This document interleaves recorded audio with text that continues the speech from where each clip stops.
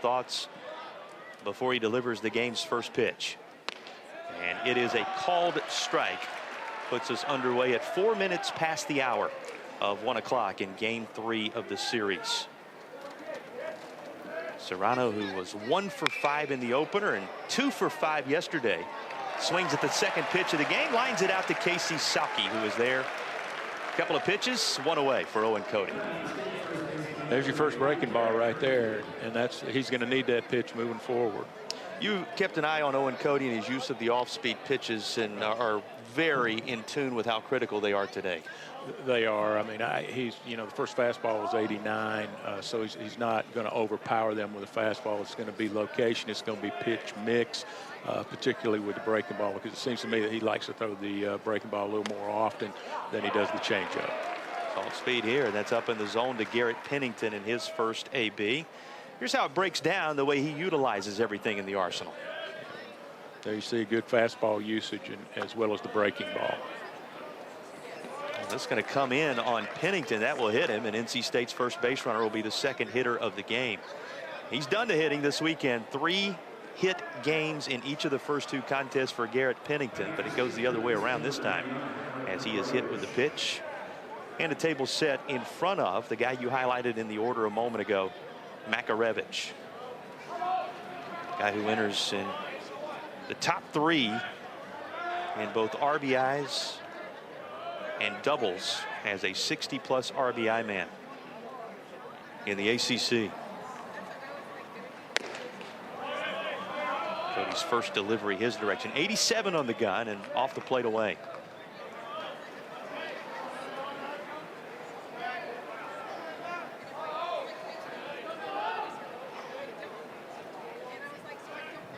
Left-hander checking the runner after the hit batsman.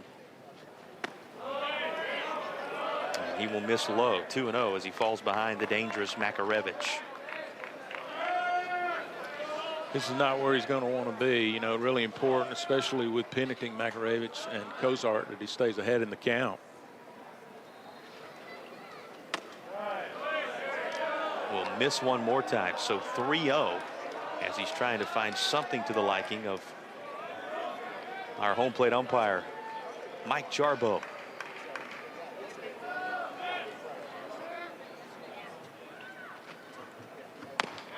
The 3-0 pitch remains high, and there is ball 4. So a hit batsman and a walk, and Cody's suddenly going to have to scuffle a little bit here in the opening inning. Yeah, he is. One of the things you always look at are the freebies, right, Jason? So, here we go. We've got hit by pitch. We've got walk right out of the chute. And he's got to find a way to get the ball across the plate and get them to swing. The problem with that is now he's facing Cozart, who can swing it exceedingly well. And Cozart, we referenced it briefly, is the highest regarded of the players in terms of his draft stock and his future in this game and the entire NC State lineup. Easy to see why he occupies the cleanup spot in the order. Another of the many North Carolina natives kept close to home on Elliott Avant's squad and in his lineup today. Cozart just a single hit in each of the first 2 games. He did score a run on Friday as a result of a 1 for 5 performance.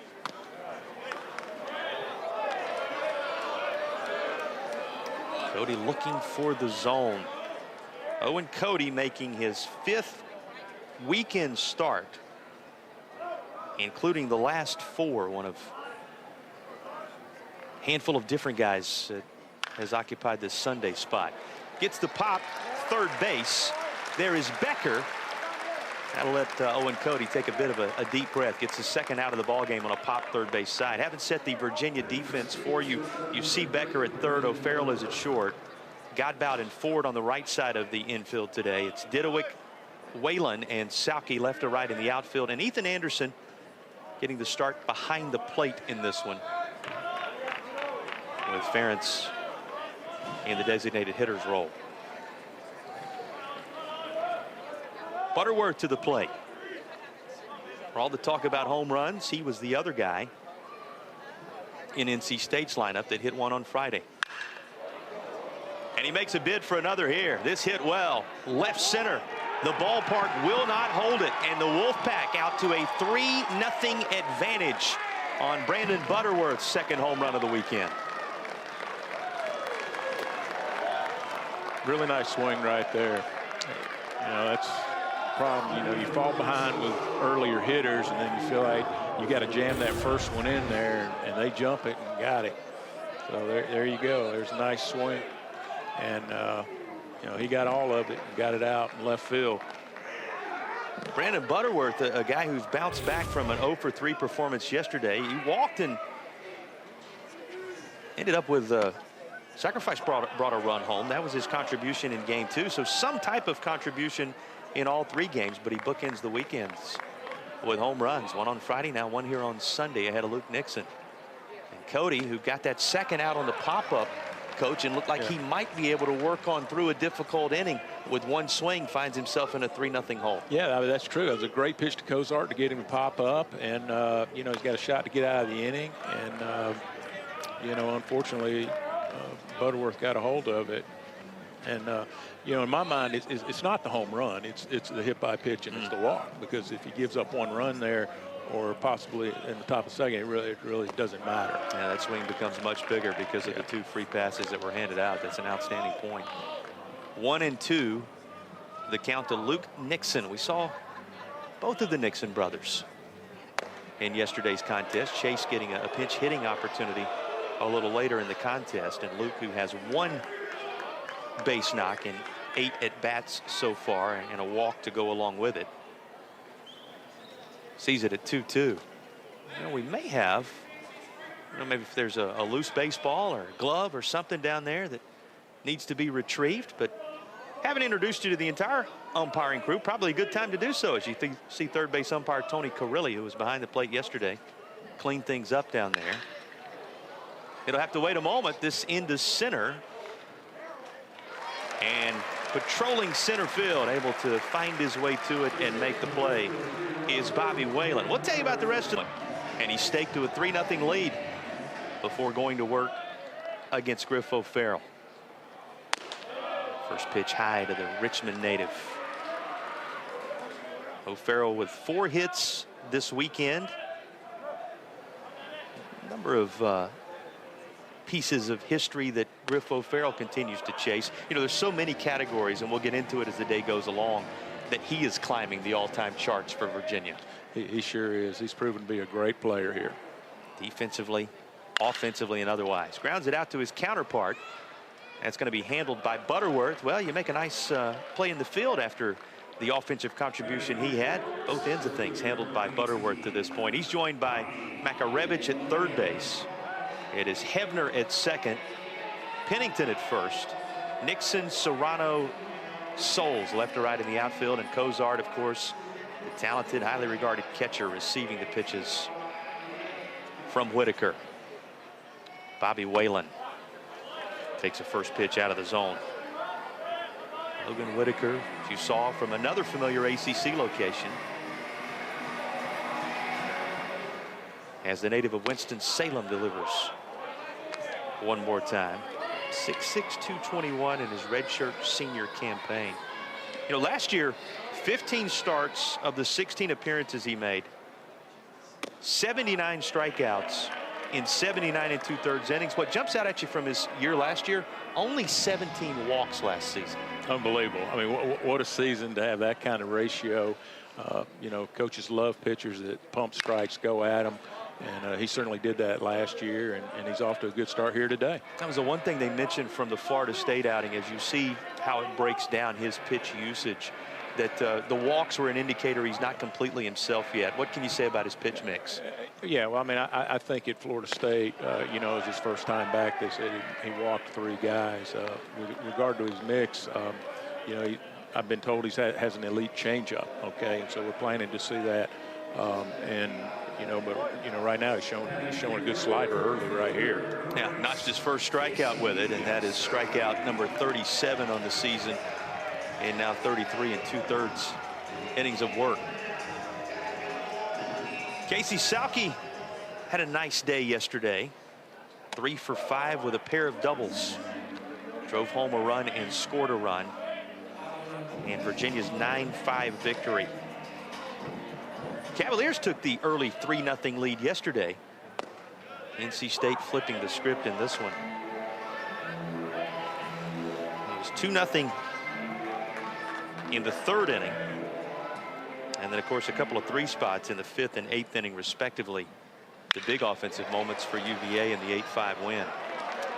This is going to be lined into left field, going to be handled out there by Nixon, and that's the frame. A return to form, perhaps, for Logan Whitaker. Number of injuries, a brutal slate, one of the top strength of schedule-wise slates that anybody has had to face all season long, and yet they have built quite the resume. Yeah, they just keep winning and winning. I mean, they're amazing. They're doing a great job. I mean, when you look at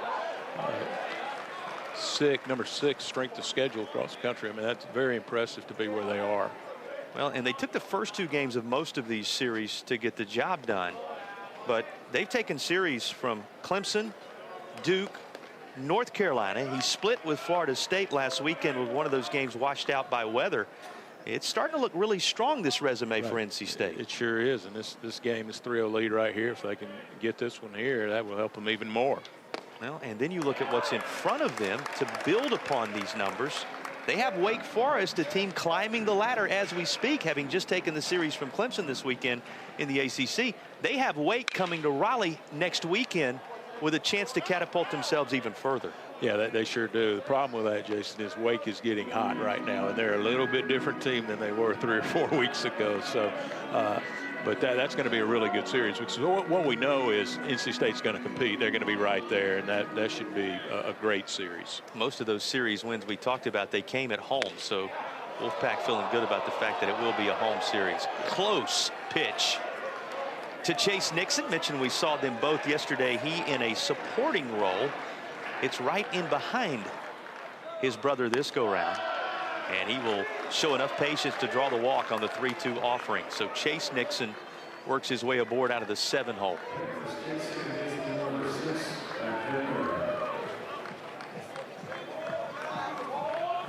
Nixon in that at bat yesterday, pinch hitting role, walked just as you saw him do there, and eventually scored a run for NC State in Virginia's win. This NC State team, before those late 3-run innings we talked about for Virginia, that was right there in that game yesterday. Enough done by the staff to keep them within striking distance into the latter frames. Yeah, they did do a good job with that. Fritton was pretty good to that end. He was very good to some degree, and yes.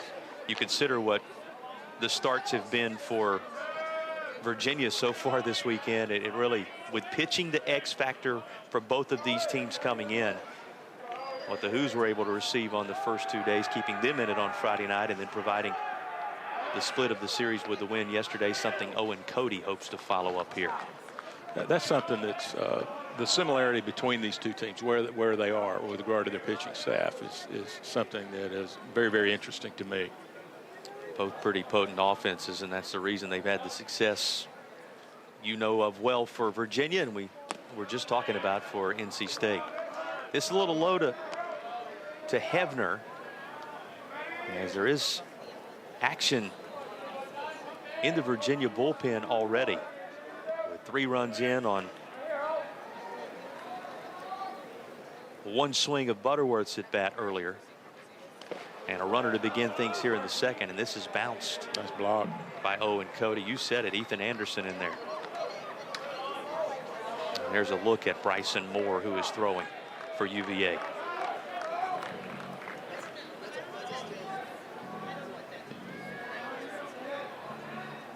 Pin transfer laboring a bit through the first couple of innings.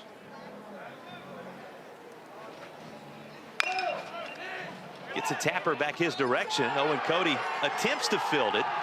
Couldn't quite glove it cleanly. As a result, Hefner safely at first base. 2 aboard again for the 2nd straight inning. Very differently, but NC State putting further pressure on Cody. Yeah, he seems to be digging himself a hole right now, right? I mean, just get to the ball, field it with 2 hands, take the out at first base, and he seemed like he rushed himself a little bit. All right, and you know, should have taken maybe another step, half a step, but he winds up across the baseline where he doesn't have any angle for the throw. But you know, it was too late at that point anyway. Drew Dickinson going to pop up out of the Virginia dugout. So a second inning visit to Owen Cody.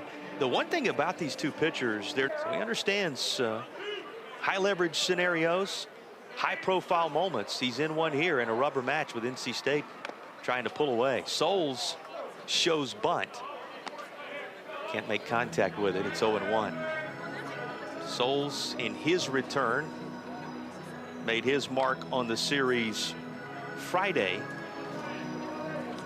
though he is still in search of what would be his first hit of the weekend.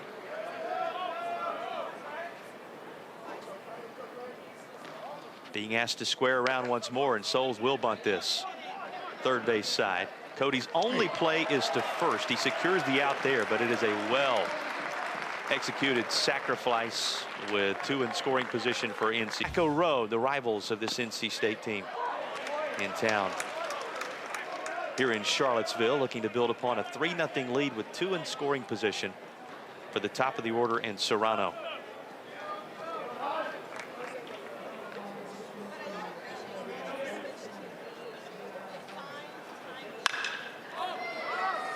Flew out to right his first time, lifts this in the air to left. Didowick will have it, and a bluff from third. That is all. Not deep enough to get the run home. A key second out secured on the pop from Cody. I would say they've got a base open right now, and I would think that they're going to be very, very careful with him. Yeah, certainly there is a margin for error with first base. So careful, in fact. Spoken like a true coach that knew what was coming. Here is an intentional free pass handed down to the guy with 2 3-hit efforts already in the series and a pair of home runs. Value of that on more than just avoiding Pennington, though, right? Right. Yeah. So now he's got a hitter, although this is their guy. But you know, they've got to force at all the bases. But Makarevich has not been as hot as Pennington has been, and this is clearly a better matchup for him today. The left-hander Cody with the bases full. Makarevich fairly deep into left center. Ballpark will hold it. In the end, so will Bobby Whalen. And though it absolutely is. Anytime you're there with Mark Reynolds, Doolittle, you know, you're there with some nice company. Mark Reynolds in 2002 hit his 15th home run, the one that set the mark before Henry Ford came along, against NC State, interestingly enough. And Ford breaking the record against NC State. You may wonder about it. It was in game 54 that Mark Reynolds hit home run number 15. So here is Ford, and in 50 of them he has surpassed that mark. And the amazing thing about the new record now belonging to Ford is there's a lot of season left for him to set the ultimate mark. Absolutely. There's a long way to go, so he could really separate himself from Reynolds. Looking for a gapper here, though that will hang up long enough for the right fielder Souls to range over. Henry Ford retired for the first time after his historic effort yesterday, which was a nice bounce back from 0 for 5 performance on Friday. He flies out to right, and Jacob Ferentz will be the hitter. Here's the guy we highlighted in the open. 1 hit in each of the first 2 games, but each time it left the yard. First pitch strike to Ferentz. You see the demonstrative call from our home plate umpire. We promised you Mike Jarbo's behind the plate. First base is Gabriel Colon. Greg Street is at second. Tony Carrilli, who was doing the good work an inning or so ago, is over at third base. The 4-man umpiring crew in game 3 of the series between NC State and Virginia.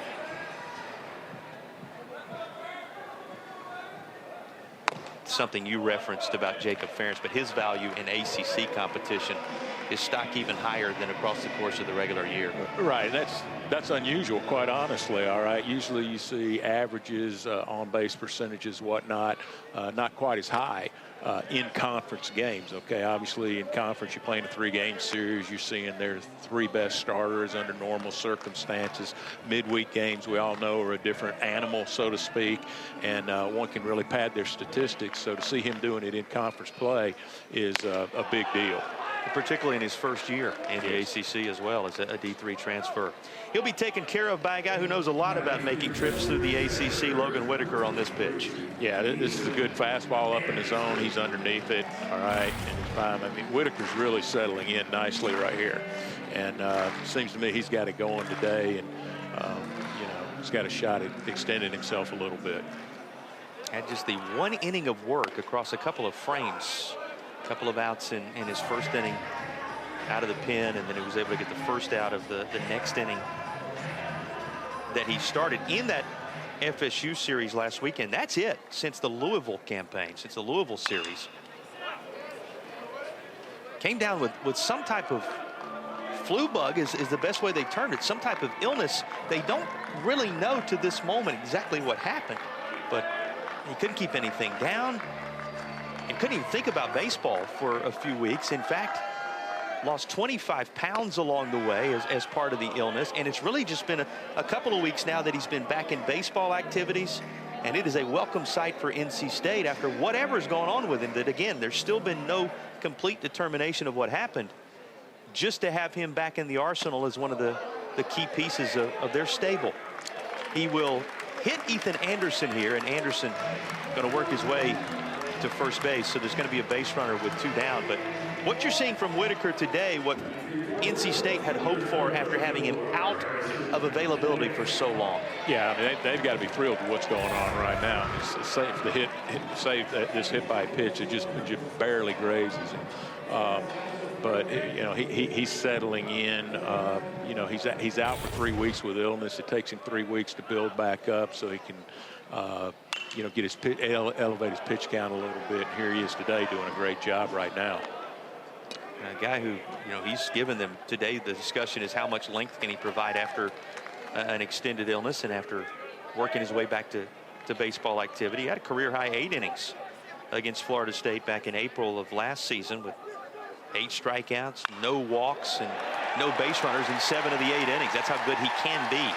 Running into his first trouble here, though, as there's a base knock from Didowick in behind the hit batsman, in Virginia starting to make some 2-out noise. There you go. Isn't it interesting? It's always the freebie, right? So you get a little bitty hit by pitch like that. Okay. And Didowick's able just, you know, towards the end of the bat here, just bloop it over the infield, a little single. All right, and all of a sudden we've got a situation. Has to feel good for Didowick. He was 0 for 4, struck out a couple of times yesterday, and Virginia's home run leader on the year with just his 2nd hit of the weekend. Godbout, shallow right. That's going to find open real estate. It'll mean Virginia is on the board. Around third, Anderson, he will score. And that hit batsman does prove costly as the individual hit by the pitch plates Virginia's first run on a little flare from Henry Godbout. Yeah, he gets similar to Didowick, right? Okay, he gets just enough of it over the infielder's head, you know, falls right in there. All right. A little bit of a breaking ball there again, you know, a little early on the breaking ball over the infielder's head. There's your RBI. We talk a lot about 2-out and 2-strike hitting for Virginia. The 2-out hitting shows itself again. Yeah, it really does, and it's so important to you know, plate them when you get the chance, and that's what they just did right there. And you know, it continues with the runner on third. Both of Virginia's hits, obviously, you just saw them back to back of the 2-out variety here as the Hoos put something together in the bottom of the 2nd. Both teams with a run across now against the starters. Whitaker turns his attention to Eric Becker. Just a little bit tight.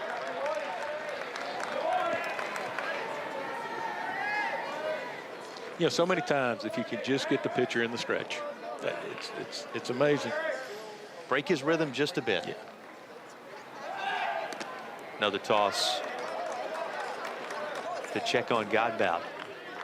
In on the corners with 2 down. Tying runs now aboard in front of Becker.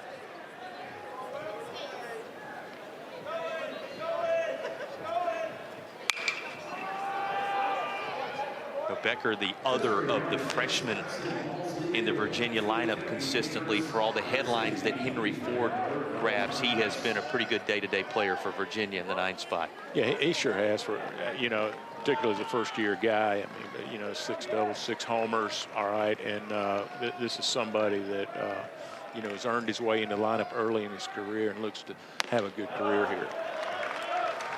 Becker had to come in, fill the shoes at third base, where he's played a majority of his starts this year. Jake Geloff, who you'll remember, was one of the catalysts. We've talked so much about home runs this weekend. Virginia this week set the team home run record.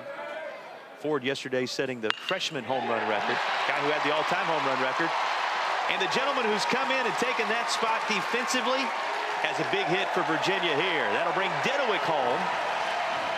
The lead trimmed to 1. All this brewing with 2 outs for UVA.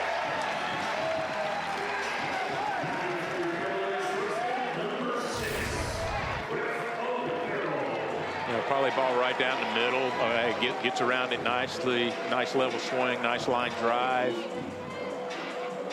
Really good job by Becker. And a really good series for Becker. Yeah, he did not play yesterday, but he was 2 for 4. He homered. Yeah. Had a couple of RBIs as a result. And obviously the run scored on his round tripper Friday. So Becker, after the day off yesterday, picking up right where he left off from the opener. Yeah. Sure is. Now they've got another first and third situation, and just see if they can keep the line moving, so to speak. Look who's at the plate now, Griff O'Farrell. O'Farrell having already driven home 43 this season, including 1 yesterday. O'Farrell was 3 for 5 in game 2 after a 1 for 4 performance. In Friday's opener, his RBI double put UVA on the board in yesterday's game 2, and here he is in an RBI spot again. They'll check down to first base. It's 2-0 to O'Farrell.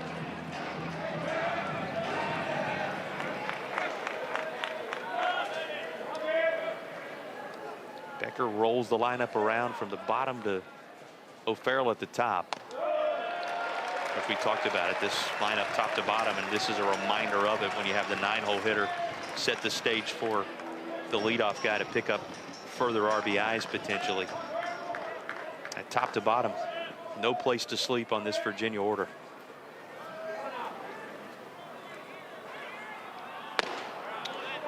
O'Farrell takes a 3-0 as Whitaker finds the zone. Tale of 2 innings right now for Whitaker.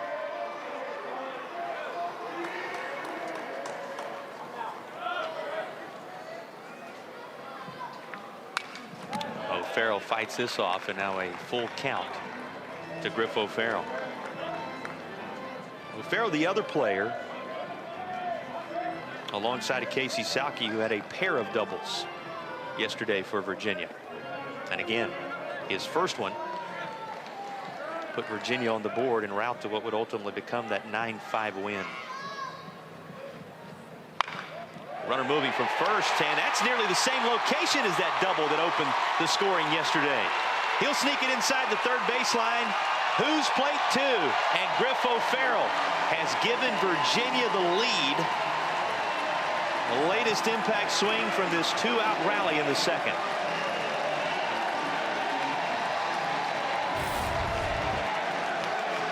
Hey, he's really good. Another ball in the middle of the plate and gets it right down the third base line. No problem for his double. 2 RBIs. Griff O'Farrell likes not only the 2-out scenario, he likes the 2-strike scenario. There was another in a 3-2 count here that he wins the battle on the payoff pitch. Yeah, just a tough player. I mean, he's been a hitting machine for UVA, and really tough guy to strike out. And that's a good example right there. Just put the ball in play. Positive things can happen when you do. Virginia has to the tune of 4 2-out hits. And that's the number posted on the board in what is now a 1-run ball game trending UVA's direction. Here's Bobby Whalen.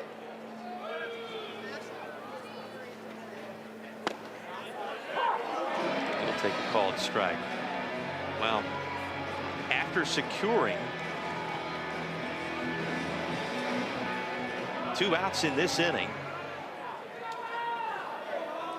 And looking as if the first 2 innings were going to be covered with the ease. He retired the first 5.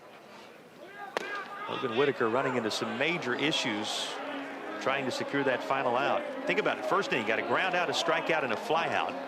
Started this frame with Ford flying out to right and then Ferentz striking out. The hit batsman, to your point a moment ago, Coach, of Ethan Anderson, put him in the stretch. Everybody for Virginia since that time, having contributed in some way, and now the Hoos have the lead. Yeah, I mean, it's amazing, and it's one of the beautiful things about baseball, right? He was literally in complete and total control. All right, and you know, the ball gets a little in on Anderson, you know, grazes him, puts him on base, puts him in a stretch, and all of a sudden you've got something completely and totally different going on out there. Scoreboard shows it. Whalen trying to build upon a 4-3 Virginia lead. This fans now into it. Nice crowd today at Disharoon Park, waiting for something to cheer about through the first inning plus, and having found it now. 2-2, 2-out offering to Whalen. He fights this off. Not just a Griffo Farrell thing, the type of battles we talk about with 2 strikes. It's a Virginia thing. Yeah, that simple foul ball right there is a good example of that. Okay, let the ball get in a little bit deeper. All right, a little bit of barrel lag. Okay, to stay behind the ball. All right, he's able to fight it off. Live for the next pitch. All right. Swings through this one though, and Logan Whitaker. Everybody else. That's a Thursday, Friday, Saturday series next weekend. NC State now in the series hanging in the balance. First pitch of this 3rd inning, grounded to second base by Cozart, 4-3 putout, as it is handled by Godbout. You know, this is the first time here for NC State in over 4 years, interestingly enough. Here's the Butterworth homer the last time he was up. Yeah, did a good job, and you know, kick-started the NC State offense right here and jumped them out front. Really interesting to me, Jason, the way in NC State, you know, long half inning right there, right? Gave up the 4 runs. Okay, Cozart comes out, swings at the first pitch. Butterworth follows, swinging at the first pitch. Okay, and they're, you know, trying to provide Cody with an opportunity to, you know, simmer down, jump back in the middle of this. All right, and you know, pitch a few more innings. Now, Cody, whose pitch count is now in the mid-30s, when you consider how the first inning went for him before he kind of settled back in the second. Really a reverse script for our 2 starters so far. Yeah, sure is. But you're right. Aggressive approach for NC State that has him 2/3 of the way through the inning. The Larchmont, New York native out in front of Butterworth, 1-2. Pitch. It's just a piece of it, does Butterworth. The Empire State kid. Grew up 18 miles northeast of Midtown Manhattan. Home location of former big leaguer Jason Bay. Bringing his talents from Penn to UVA. Of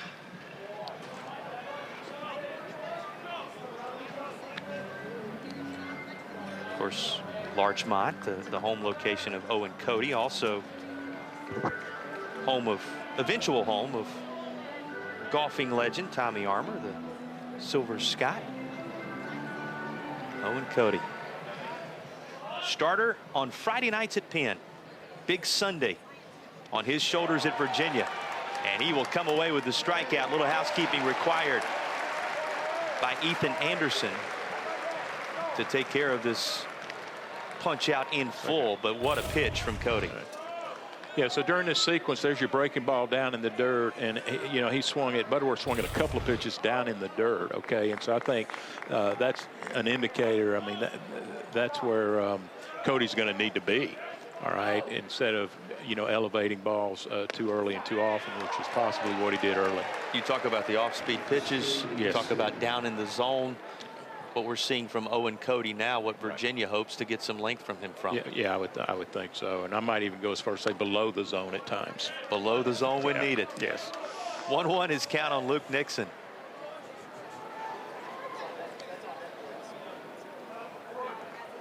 Flew out to center his prior time. Takes a look at one off the zone here. It's 2-1. Cody, the Rye Country Day product, taking what may have been some early concerns related to the bullpen and tabling them for now. It's suddenly quiet in the Virginia pen after there was activity in that 3-run first when NC State went to work on the Butterworth swing we showed you. It's behind Luke Nixon 3-1 here, though. See what he goes with. Ball 4. There will be a base runner in this third frame. Yeah, so you look at this inning, Kozar gives him the first pitch out. Okay, he strikes out Butterworth. He makes a great pitch for the strikeout. Okay, and then he walks a guy. Okay, instead of using that for momentum, so we'll see what happens here with his brother, but need to make somebody swing the bat and grasp the momentum when you got an opportunity. How costly can 2 out free passes be? Well, we just saw. Look no further than the last half inning. 4 runs for Virginia that all started with a hit batsman. Chase Nixon, 2 times up in as many days. Both of them he's drawn walks. Very close on location here. Heard a little bit of murmuring from the Virginia faithful. That's that bottom of the zone. Just missed it.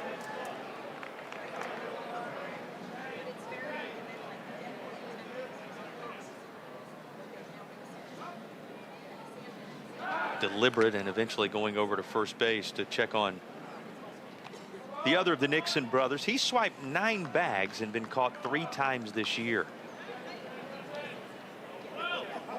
Well, what a thrill it must be for these two.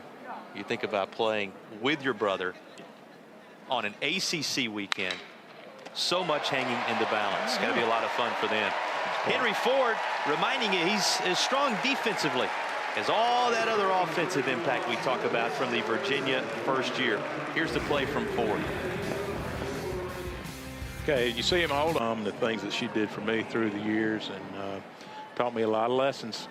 For all of us, it's a price tag that's way too high and can't put into words what they mean to bring you into the world, introduce you to it, carry you through it. Happy Mother's Day to all the moms out there. They may not even love the game, Matt, but they love the guys who are playing it. So they find a way to involve themselves. They sure do. And you heard from some of the greats in the ACC just how much mom has meant to their journeys. So all the best. Hope it's a wonderful day for all the moms out there on this beautiful Sunday from Charlottesville, Virginia. Casey Salke today having flown out to left. Trying to jumpstart it 1 inning after Virginia used a 2-out rally to claim the lead. But this really is the definition of what Logan Whitaker wants to be a bounce-back inning for NC State. Yeah, it sure does. I mean, I just peeked down there in the bullpen and see if they had anybody moving around. All right, but so it's clear to me that they're hoping to get a little bit more out of him. And there he gets the first out of the inning. Hard liner as Salke sends it out to his counterpart, Souls. You look at Souls and Whitaker. Souls makes the play there. They were high school teammates. These were 2 guys that played together, familiar with one another, coming from the same location. It's nice to have a guy from your home locale that can back you up defensively the way Souls did there. The other thing they have in common, both of them having missed extended time and just working their way back into the NC State lineup and rotation. Right. You mentioned the Nixon brothers. How that must be neat. It also must be very neat to play college ball with a high school teammate. Yeah, high school teammates make it to the next level. Guys who are from the same hometown already have that in common as they're learning the ins and outs of ACC baseball. And when you talk mothers, think about being a mom, having siblings that you can keep an eye on in the same location. This is a deep ride into right center, but able to close the gap and make the play is Serrano. And he makes the play. Hot, right, doing particularly well in conference play. Home runs in each of the last 2 games. You think about his numbers in the ACC, and you gave some of them. How strong they have been on base. Coming into today, 5 out of the 9 times that he has worked his way to home plate. Jacob Ferentz, and again, we'll say it. a Division III transfer that has not missed a beat. You always wonder when you go to the portal these days, will it translate? Yeah. Boy, has it ever for Jacob Ferentz. Yeah, I think one of the things we're learning with the portal is that Division II and Division III is not as far from Division I as we once thought possibly. If you find a guy and he has the skills, it does translate, and it certainly has for Jacob Ferentz. You see his skipper looking on. Got to be thinking about how wise that decision was. He's been a consistent backstop for Virginia, and the offense icing on the cake. Takes a strike here and a 3-0 count. We're talking mothers this inning, and just mentioned you got two brothers on the same team on the NC State side. Parents, and you think about all the travel ball now and the investment of time and energy and resources that it takes. Got to be a luxury when you get some of those family connections and some of those high school connections that you got guys playing on the same team. You don't have to wear those divided jerseys. You don't have to try to find a way to hop a plane from one location to get to the other campus and make sure you can see both guys. That is so true. Well, a luxury for a family when you have those kind of connections. 3-2 is lined into left field, and Jacob Ferentz just keeps on swinging. A little more two-out noise for Virginia for the second. From a fan perspective, it's a feast. 7 Eastern after ACC PM. Ethan Anderson at the plate. Now, you had a chance to visit with Ethan Anderson for just a moment prior to the game today. Yeah, it was really nice to see him. I haven't seen him in 3 years, and he walks by with his head down and sticks his hand out, introduces himself, and obviously I couldn't see him at that point in time, and then he looks up and I see that it's him. So it's good to see him and some of the other guys that we've had up in Vermont. You're listening to Matt Fincher, longtime Division I head coach, former UGA, University of Georgia assistant, now in Summer Collegiate Wooden Bat League coaching responsibilities.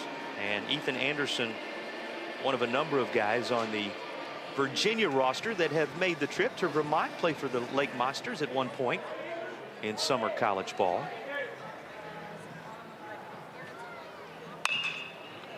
Anderson fouls off another. He's one of those. You had Anderson, Stefan, the home run leader for Virginia. Harrison Didowick has been there. Other names they'll know, the likes of Justin Rubin and a number of others. Henry Godbout, Parada, having Mink. been up there. Yeah, a lot of them been through there. A lot of the Virginia players under the tutelage of that staff there in Vermont in a given summer. So I ask you, having seen him up close and personal, what are the unique tools Ethan Anderson possesses? Just outstanding ball player. Okay, obviously very, very strong, great bat, disciplined hitter. Okay, very, very tough guy to strike out, competitive. One of the things that he's got that the vast majority of outstanding players has is a real desire to continue to get better, to go further. All right, he's on a mission, so to speak, and has been for a number of years. Been a great player for Virginia, that's for sure. Well, after a little further two-out noise from Ferentz, a fly out from Anderson to way if things really go well from here to the end of the regular campaign. Yeah, that's true. I mean, I think one of the things we're watching here is see how their pitching comes together as we move through the end of the season. All right, the remainder of this game next weekend, the ACC tournament, they could be in a very, very good position. Liner up the middle from Matt Hevner. That'll start the top half of the fourth inning off Owen Cody with a base runner for NC State. Well, this is a team that was on a 5-game winning streak and has still won 7 of its last 9 despite the setback in the opener here on Friday. You see where they sit strength of schedule wise. Went 22-2 in non-conference action this year. 51 out of the last 53 since 22 in the non-conference, helping them build that win total and build that resume. You mentioned what the X factor is going to be for Virginia, but when you look at the strengths of this squad from the eye test for the committee, what is it they're going to see when they look across Virginia's resume? Well, one of the things when I look at that graphic right there, I'm seeing that they have a winning record against top 50 teams. All right, I don't have a real problem with the strength of the schedule. I like the RPI. All right, so there's a lot there that says, hey, pick me. All right, we're worthy. Now 7-5 against the top 25 this year. This is the 5th such opponent. Interestingly enough, most of them off of Tobacco Road. NC State, Wake, North Carolina, and Duke, 4 of those 5 opponents Virginia has faced in the top 25 in the country when they tangled with them. The other, of course, Iowa, when they were ranked, as Virginia played in the Jacksonville Classic down in the River City, a place you're very familiar with. Yes. So those are some of the key numbers you look at and you say, all right, if Virginia has success today, next weekend against Virginia Tech, and can make some noise at the ACC tournament, they're tinkering right around national seed territory. Right. And I think that's one of the reasons why this game is so important. I mean, you know, they're at home. They need to win a series at home. That in and of itself will help the cause. We've mentioned a couple of times that Virginia Tech is coming in here. It also is the momentum moment for next weekend. No more midweeks. Virginia completed their midweek slate with that win over George Washington on Wednesday. So the carryover will be from today into Thursday's battle with the Hokies. Called strike to Noah Souls. Told you that Souls was a high school teammate, or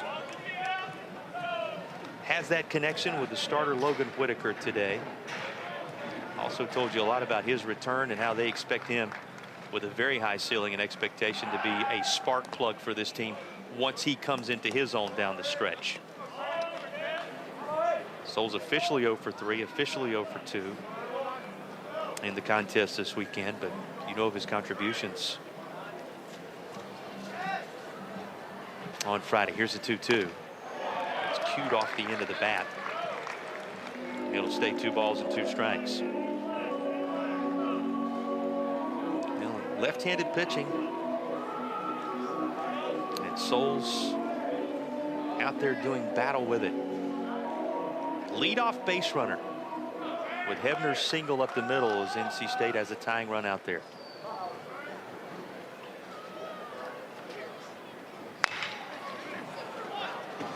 Bounce right side. Godbout. He'll toss this off balance. Nice play. First out recorded. Runner moves to scoring position. Nice play by Godbout. Plenty of range here. Here's a ball. He gets around and rolls over, and you got to look at the range and appreciate the movement Godbout gives you right there. I mean, he's covering a big hole right there. Got the out.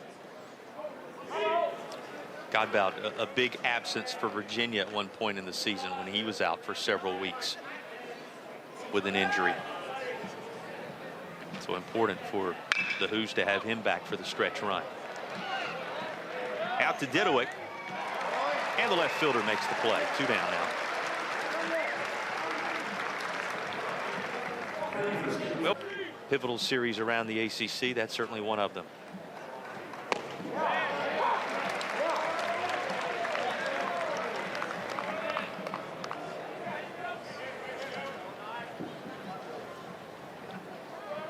North Carolina, a team that really was the only one on Friday night taking care of business. Everybody that had the number beside their name coming up on the short end of the ACC openers this weekend. Cruising against Louisville again today, we're told. This is sent into left field, and that's going to mean NC State ties the game. So a little 2-out hitting on the Wolfpack side of things as Serrano sends one into open spaces to even things at 4 apiece. That's Pennington, right? Obviously amazing.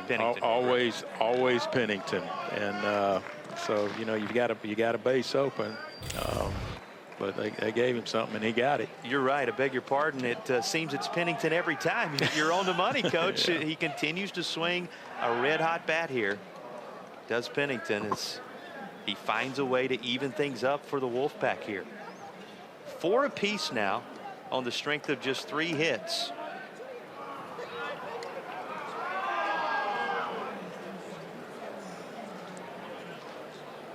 That's 99. That's 99. It's Magarevich.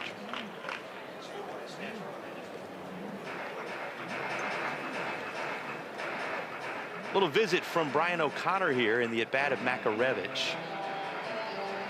Well, what a weekend that Pennington is having in key moments as well for NC State. Out to break up this conversation as it continues for Brian O'Connor and his entire infield as our home plate umpire, and that'll mean the move will be made. So Owen Cody, who has thrown 57 pitches in this outing, will depart as NC State has tied the game in the top half of the fourth inning.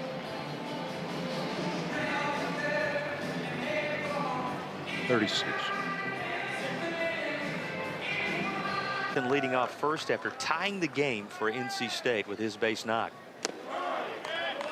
First pitch buried. Anderson able to smother it.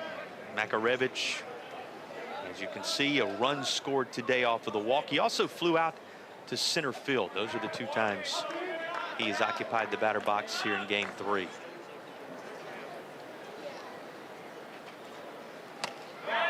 It's a big time cut on a pitch up here. 91 on the gun. Chase fastball. He's going to stay off of that one. Tough one to catch up with.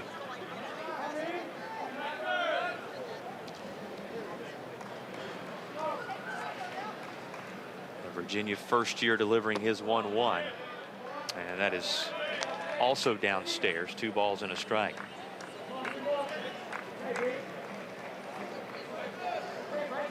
Bryson Moore has the first out of the Virginia pen on this day.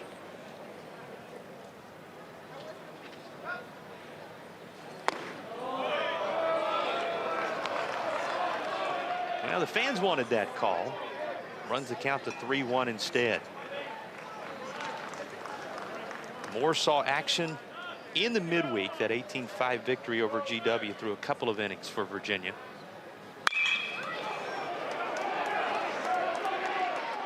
And this is lined into the gap. That's going to go all the way to the base of the wall. They are waving Pennington all the way. Relay throw comes into third. NC State having recaptured the lead with a 2-run fourth frame. This the double they'd been waiting on to some degree from Makarevich.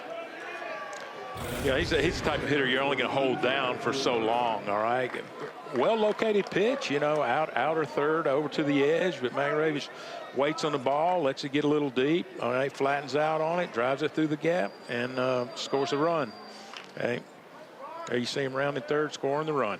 There's Pennington, brought home after he tied the game a little earlier in this inning.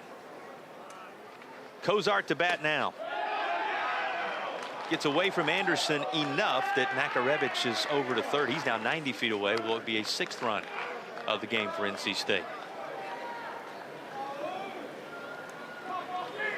What is it on this day about 2-out opportunities?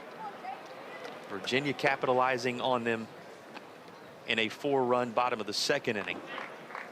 NC State taking advantage with a single from Pennington and a double from Makarevich, both with 2 down here in the top of the 4th.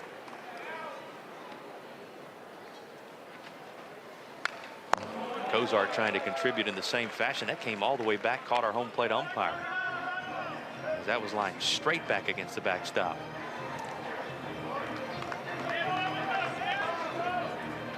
Cozart, highest in terms of draft stock among this group, and mid-season honors coming his way as well. Highly decorated player who had a 9-home run across 9-game stretch from April 18th until last Friday. It ended at Florida State. A 9-game stretch as good as any with those 9 bombs. Just a hit in each of the first 2 games this weekend. Looking for his first in game 3.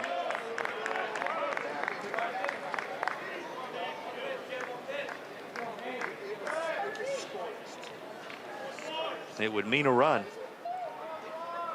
with Makarevich at third. Patience instead. They are on the corners as Cozart is walked. All those bases empty, and the dangerous nature of Cozart Certainly keeps you from wanting to give in to him, but then you look up, Coach, and guess who's coming to the plate now? Mr. Butterworth. Mr. Butterworth, who has continuously placed himself in the thick of NC State's offensive attack this weekend. Never more so than his 3-run home run in the first inning that set the offensive tone for this game. Virginia's going to talk it over before Brandon Butterworth bats again. Virginia's sticking with Bryson Moore in an effort to claim the final out of this 4th inning.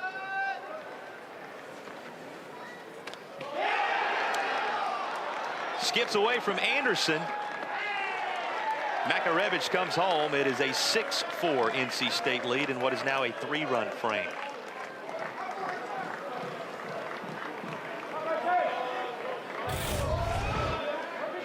Here's the pitch. You just breaking ball down, and you know Anderson doesn't slide over there. He tries to glove it. You know, late getting the mitt down. It is ruled a wild pitch, allowing that 6th run to come home and score. As a former catcher, I'd like for him to stop that. Understandable. And when you've worn those tools, better than most in a position to talk a little bit about it. Here's a 1-1. Butterworth, high fly ball into left. And a little trouble with it out there for Didowick. He looked like he was shielding his eyes from the sun at the last moment, and it drops to the turf. The inning continues. You could tell going back there was a lack of comfort for Didowick as he was looking up into the sky. And this is visions of Friday to some degree on the other side of the outfield. Yeah, as you watch him track the ball, you can see he's just at no point in time is he comfortable. At one point in time there, it looks like the sun might have gotten into his eyes, and before you know it, he's not where the ball is. Trotting on in, Cozart, making it a 7-4 game as NC State's advantage grows. And now Coach O'Connell. Coaches talk that way. I think they're specifically talking about their infielders. So on the transfer situation with Godbout. Yes. Okay, that's a really good example. Well, it means a little deeper into the pin here, as we mentioned, and it's going to be Barker working now to Nixon with a runner in scoring position at second base.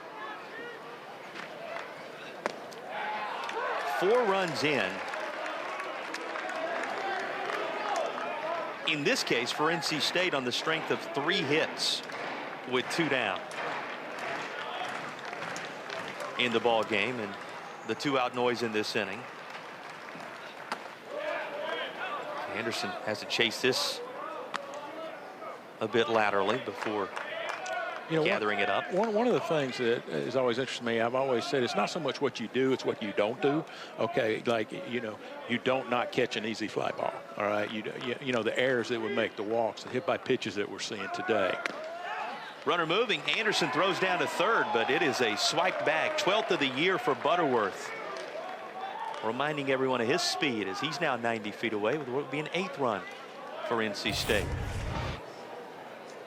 It's a big jump right here. You know, I feel like Anderson gets off a good throw. All right, but, you know, he's not going to have a shot at him. 2-2, grounded out to O'Farrell. And the sure-handed Virginia shortstop has it for a 6-3 putout to bring back Surge back out front. We are now joined by head coach Elliott Avent. Coach, nice answer by your club right there in the 4th.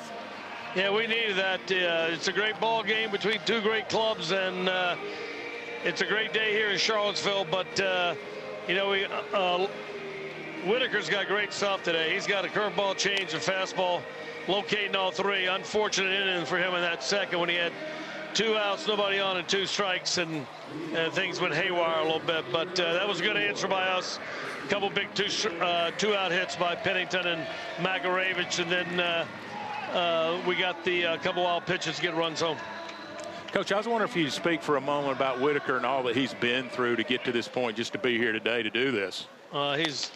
Every time I talk about resiliency, which this club has a lot of, and you know what Jimmy V always talked about is don't give up, don't ever give up. But Logan Whitaker's the epitome of what I think every athlete and every baseball player should be. Stay in the ballpark. Stay in the ballpark. Oh, boy. He's the epitome of what I think every athlete should be. He believed in himself. He didn't quit on himself. And he's been through so much. To see him out here Sunday today is a great day for us and all the players, because they know what he's gone through. Well, Coach, you clearly believe in him, and that confidence has been reciprocated. He's certainly soldiered out there for you today. We appreciate your time and wish you the best the rest of the way. All right, thank you. Well, he said it, the respect level that's there for this young man. Gave him enough of a lead there that despite the swing we just saw, NC State still out front, but that was more of what we have seen across the way this season from that young man, right? Harrison Didowick, nobody with more home runs for Virginia this year than this guy. Yeah, I mean, after the previous inning, I mean, there are a lot of people happy about this swing, but no one's happier than Didowick to be able to catch one and get it out of here after the miscue in the field. Now, same direction. This is not struck quite as well by Godbout, and it'll be caught out there by the right fielder Souls. You know, Didowick notching with that swing. They mentioned it's the team leading mark. Already running his 19th home run of the year out of here to cut the lead to 7-5. A year in which Virginia has set a new single season mark as a unit. He's been the leader, but this group so prolific in terms of the home run ball that in the midweek this week, they surpassed last year's total of 83 home runs with the 84th against George Washington. And I'll say, much like we talked about with Henry Ford earlier, there's a whole lot of season left for them to continue to build on that number, Coach. Yeah, there sure is. I mean, they got to like the coaching staff has to like the power that they're seeing out of this group. I mean, the past 3 years, the power has been building and building and building here in Charlottesville, and you know, home runs can get you back into games very rapidly. His home run numbers up. Didowick's obviously the team home run numbers. A new mark. We'll see what the final tally is when all is said and done. You've got a freshman who's hit more than anyone ever. The latest coming from Harrison Didowick.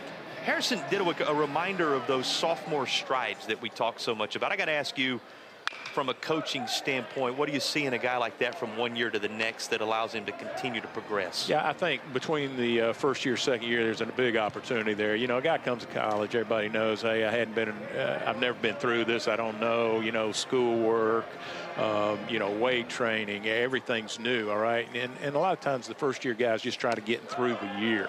All right, and then, you know, once they know what they're into and have been through it once, certainly they can build on their experience. And a lot of times, you know, you see jumps between that first and second year. And in the third year, you know, they're very relaxed and can be who they can really be. His contributions leading to that total you just saw pop up. The new mark continuing to climb. Now at 2024 becoming the banner year in terms of long balls for Virginia in the history of this program. Payoff pitch coming Becker's direction. He'll be struck out, and the business taken care of by Cozart for out number 2. One thing you can say, and you heard it in our conversation with Coach Avent, he loves the length and the fight that he has seen from Logan Whitaker. Obviously a far different scenario than in relief against Florida State last weekend. This is the first time it's all been placed back on his shoulders, and he's pitching with a lead in at least the bottom half of this fourth inning. We'll see how long it goes. Yeah, I mean, they clearly made the right selection here with their starter today. I mean, I think they leaned on him because of what Coach Avent just told us. You know, the kind of person he is, you know, the commitment that he's made to be here, and you know, he put a lot of faith in him today, and he's absolutely positioned in NC State to compete all the way through the game. You know, Pac fans will remember last year the way he ended the season. 3 straight scoreless outings, his final 13 1/3 innings, including against Duke, the team that Virginia eventually saw in the Super Regionals last year, including a key win against Duke. He had 13 in the third innings to close out his campaign as the Friday night starter last year with 3 straight scoreless outings. Not only that, saw Duke again at the ACC tournament, had 2 more hitless innings when he picked up the win against the Bulldogs there in Durham last year. And then postseason impact against Campbell.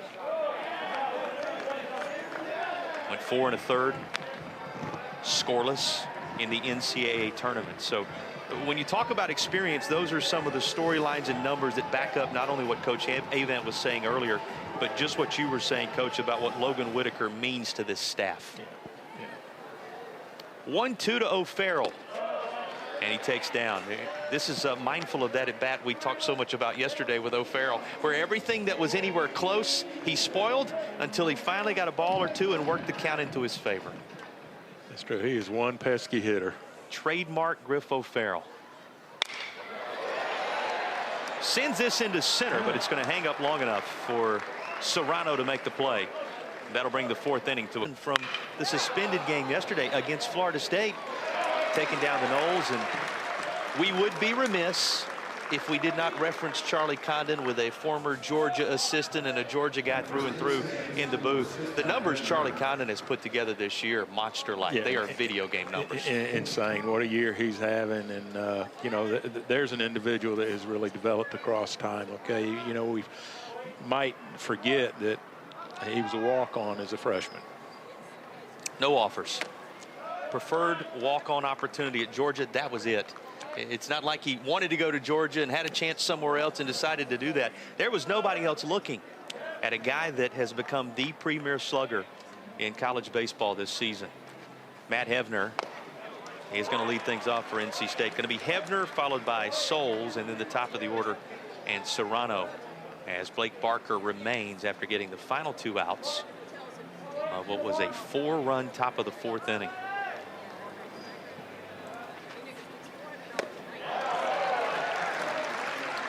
A game marked by the 2-out noise that we have seen from both teams.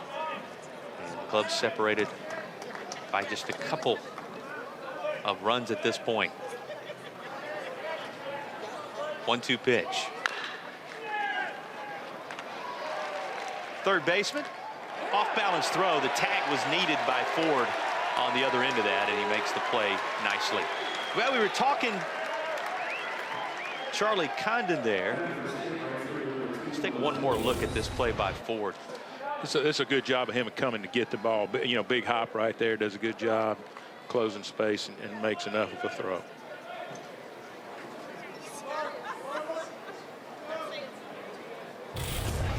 Talking Charlie Condon there a moment ago, you think about where things are, you know, with his stock rising. Give me a guy or two you've seen this weekend off of these 2 teams that you see that has a very high ceiling to make the kind of strides that you look for from one moment to the next career-wise. Yeah, I think that's an interesting question. You know, having never seen UVA live, all right, I'm going to say that Griff O'Farrell has opened my eyes, okay? You know, it's good to see Didowick play again. And clearly he's gotten better, and we all know what Henry Ford is. Just showed you he's a pretty good defender. He's pretty good. Right? Henry Ford, his stock already high. Virginia head coach Brian O'Connor, and coach, this another one of those ACC battles on a Sunday like this that has so many implications for what's ahead, and 2 teams giving it everything you could possibly imagine on a day like this. Yeah, it is. It's been a great weekend. NC State's got a really good ball club. So do we. And, you know, it's a great atmosphere here at the Dish. And this is what ACC baseball is. Great crowd, great players, coaches. So a lot of fun being out here. Coach, I was wondering if you could talk to the roller coaster nature of it all. You know, first inning you're down, then you're up, then you're down. How's it going down there? You know, you're right, Coach. It's a roller coaster of emotions for sure. And, you know, that's what this league does. It's a tough league. Everybody in it in the league has a great ball club, and it's every weekend. And certainly our guys are fighting back here. And certainly we wouldn't have wanted to give up the 4 runs with 2 outs there, in the 4th inning. But we're in this ball game, and we're going to fight till the end. That's what you have to do in this league. It's a grind. It's 30 of them, and you got to treat each one of them as an individual ball game. Absolutely. Thank you for your time, Coach. We appreciate you. Thanks, gentlemen. That is Coach Brian O'Connor. He talked about the different teaching tools when he was discussing with us this week how you get these teams ready for those type of battles that he discussed here. As Bobby Whalen loops one into the outfield and has a leadoff knock. He'll feel a little better about that. He talked about those 4 runs that he gave up with 2 outs. His team grabbed 4 runs with 2 outs. That's been the nature of that roller coaster. He didn't talk about those, that you were discussing. But he had a great point. He said they have a triangle in the locker room that they use. He hands out a game ball to somebody who's been most effective after each game, and they build toward the filling of that triangle, and it gives them a visual of the goals from the start of the season to the realization of those as they work toward the tournament, the championship pursuit. Of course, 2 out of the last 3 seasons, Omaha. But he said it's a nonverbal way of making sure everybody understands what you're fighting for, whether times are high or times are tough. Yeah, I really like the concept of it all, because nothing's got to be said, and we're going to see it every single day. And it speaks for itself. I thought his quote was great when he discussed its value to him once he found that teaching tool. He said, not only is it a phenomenal teaching tool, but it's an item that as our players walk by it day in and day out, it either gives them hope or it provides for them hunger. Sometimes you need the hope. Yeah. Sometimes you hope it ignites the fire and provides the hunger. And he said having a visual like that has done it for his team. Well, hard to argue with the results when you consider 2 out of the last 3 years have ended in the Midwest and trips to Omaha. No doubt. It's working. And with this player, with this generation player, you made the comment yesterday, worth exploring when you talk about Coach Brian O'Connor and Coach Elliott Avent, who we just heard from. Here are 2 guys that are 2 decades plus in those dugouts, okay? Yet they have found a way across the generations and across all of the changes that have existed in college baseball to keep their teams at the top as the cream of the crop. Yeah, I mean, so the best are going to adjust, right? All right, the best are going to figure it out. The best aren't afraid to try different things. Okay, the best are not afraid or locked into any one thing. All right, and so I think what you've got here are 2 guys, that are showing you with their longevity in their positions at their schools that, hey, we're willing to make adjustments. We'll make some changes. We'll learn from any failure that we have along the way, and we'll move forward. The other thing we've learned in talking to them and in talking to some of the members of the staff they've put together, they surround themselves with great people, and these programs have benefited from the job they have done of managing their staffs. Yeah. I mean, clearly, us being here this weekend and just talking to some of the assistants and some other people affiliated with the program, no doubt about it. I mean, they're quality people in both dugouts, and it's just been a joy to speak to them. It certainly has been a full unit. You see Mac there, who's one of the many baseball lifers that occupied these 2 dugouts this weekend, having made Virginia and NC State into national powers. Henry Ford behind in the count 0-2 after an 0-4-2 start to the day with flyouts to both right field and center field to this point. Lost in all the home run hoopla for Henry Ford, he also set the freshman RBI record at 58. He passed Stephen Proscia, one of our broadcast colleagues, 57 from 2009. So not just the long ball. He's contributed so many ways. We were reminded of that with his defense that last half inning. Couple of nice plays by Ford as he sneaks this one on out of play to keep the at-bat going.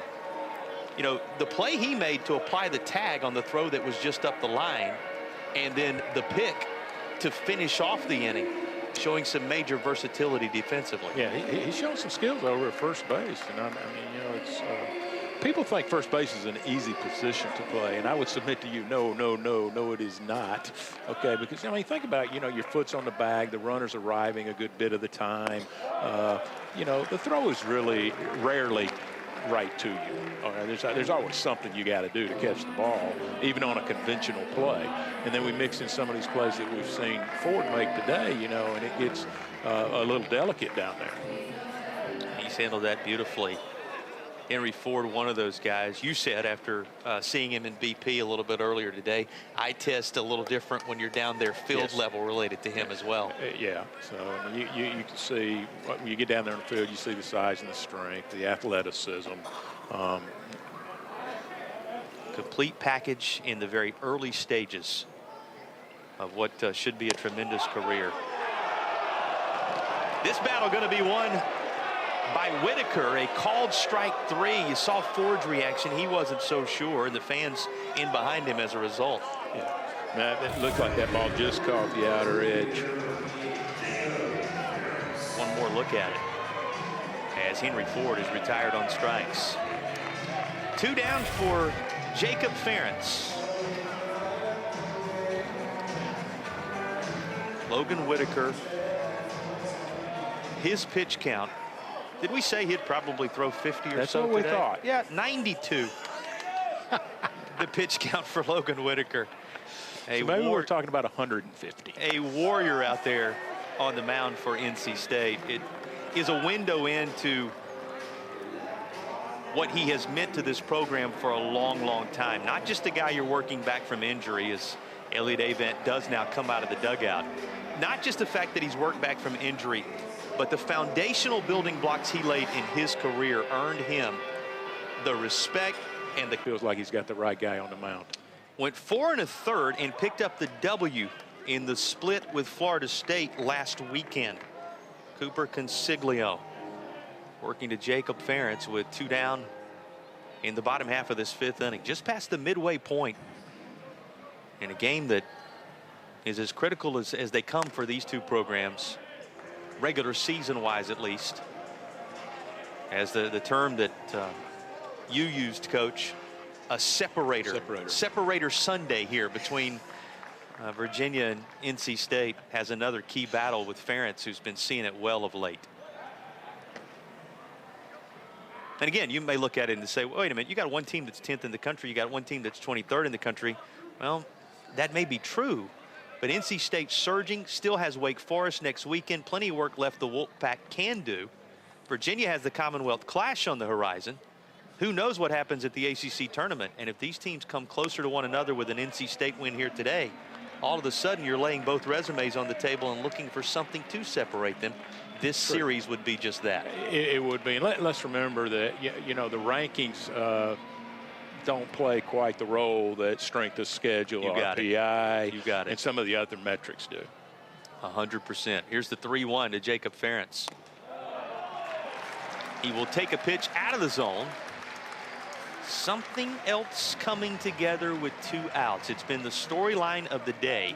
Both teams have a 4-run inning with 2 down, and Virginia's making a little further 2-out noise here.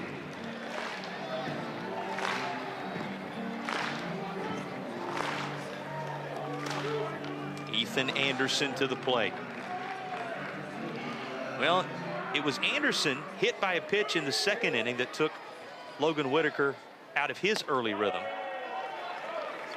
He now faces, that was what ignited the 4-run 2nd inning for Virginia.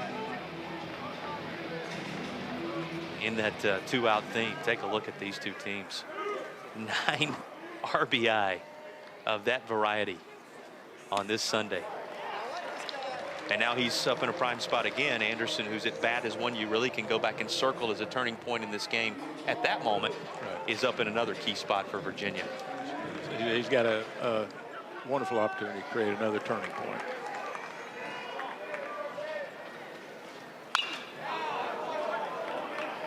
Pops this foul. You had a great story about Ethan Anderson. His background, you catch him when the games are over, making sure all the equipment's taken care of. Oh, okay. Well, yeah. So, he's one of the few players that we've had that absolutely is cleaning his shoes after every game. In this day and age, so many of the college players never clean their spikes and swing and miss there. But every night after the game, he'd be over the sink with me, cleaning his shoes and getting them ready for the next day. Disciplined guy, military background. It comes through in his game and in his leadership ability on this Virginia squad. Up in a prime spot here. Big pitch coming from the left-hander. Buried, count full. Well, military uniforms in effect for NC State today. Military guy at the plate through and through. When you talk about his family background, and this battle comes down to a 3-2, two-out offering with the tying runs aboard for UVA. Yes, it's the bottom of the 5th inning, but circle this moment, whatever happens on this pitch. Grounded to short. Butterworth handled on the other end, and the inning is over. So Virginia threatens with 2 down. Here's back to Raleigh and tracing those careers back to Charlottesville. As Barker works to Serrano to begin this inning, both teams remain well represented in the big leagues. Of course, the Wolfpack, you will remember these names for NC State. Those are the 4 guys currently active in Major League Baseball.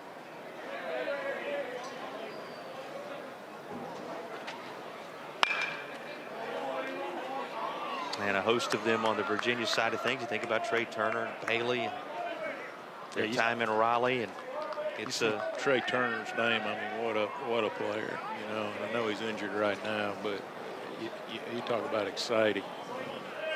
That's a good one. Same thing true when you look at this list. I mean, there's a host of Virginia players that have made their mark on Major League Baseball. There's a lot of talk about it this year, but every time you see this list, you're reminded of Spores securing the final out of the World Series to make the Texas Rangers world champions for the first time, and guys who have had tremendous careers already, and those just beginning to work their way into what should be stellar big league careers. Both these programs have a long history of sending guys forward into professional baseball, and some outstanding major league talent right there. 0-2 coming, and Serrano able to lay off, making a ball and 2 strikes. That pitch, in your estimation, just a little bit off the plate? Yeah, just a bit. It's amazing how many times the umpires get it right, Jason. Well, and those that you're hearing murmur a little bit, they're looking at it through one shade of glasses. That's always the case in a baseball yard. This is going to be sent into center field for a single. Serrano is aboard. Serrano, the 5th different leadoff hitter that Elliott Avant has called upon this season, and this team has come into its own with him in the leadoff spot. Yeah, they sure have. I mean, he's a bit of a free swinger, but he gets on base, and I feel like he's a good table setter for the 3 that follow him. He's heated up since that UNC series for sure. More action in Coach Brian O'Connor's bullpen. One of those that has been tossing in Barker as the 4th Virginia pitcher of the day.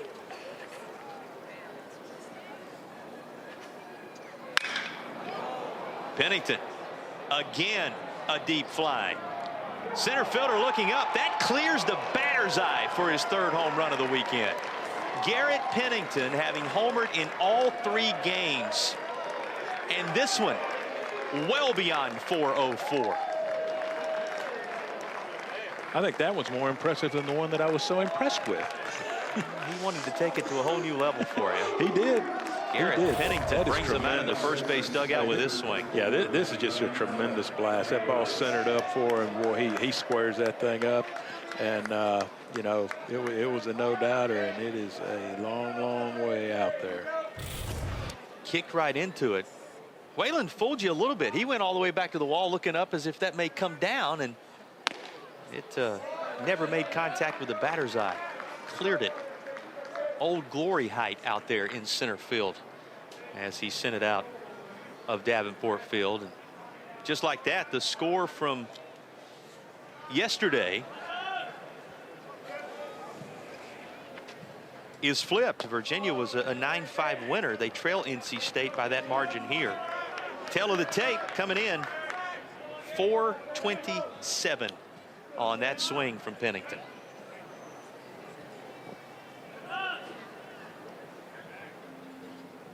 Makarevich now the batter, and he makes pretty solid contact, but this is fouled. First base side. Wow. Those are the kind of swings that will take you back a little bit.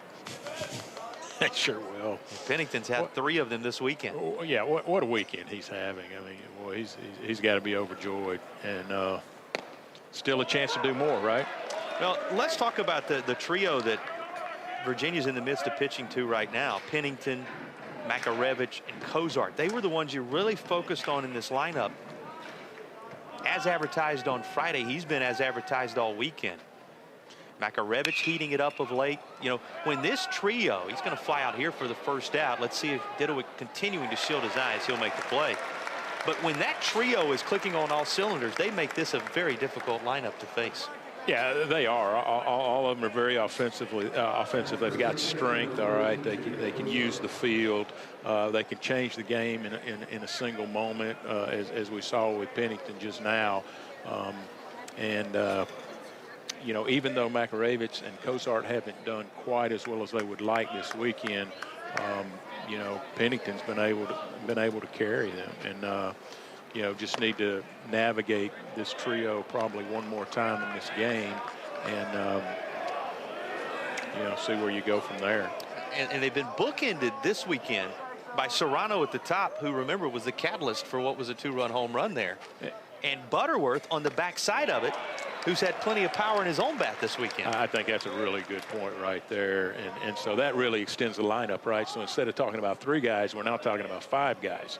And that's a different animal because, you know, I think coming into this, I was looking at those 3 only.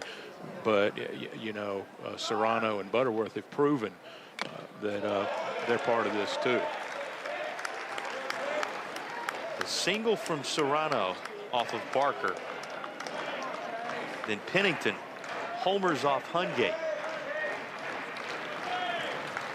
with a 1-2 coming to Makarevich. That's squared up, but it's going to be foul down that first base side. You know, these matchups here are often so tough on the sidearm right-hander, you know, be the left-handed hitter. He got on that one pretty good.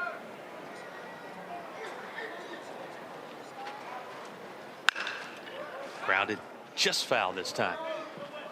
Down to the NC State bullpen. Now a pretty good battle being put together by Cozart. Cozart, anchor of that trio Coach Fincher's talking about, midseason Golden Spikes candidate. He talked about the highest draft stock, the stretch he was on going into the Florida State series last weekend. So many accolades for the cleanup spot in the NC State order.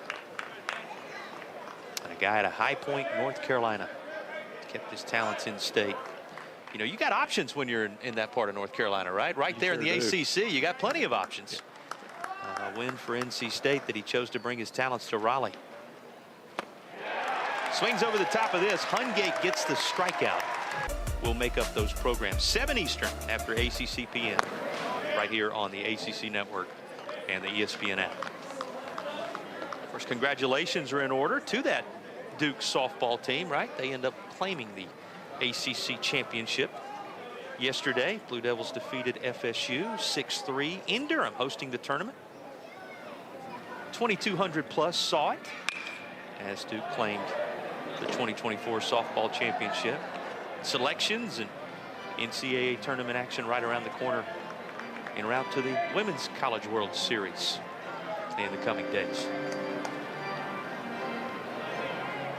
Speaking of Butterworth, 1 for 3 today. His average up to 237 as a result of his good work this weekend.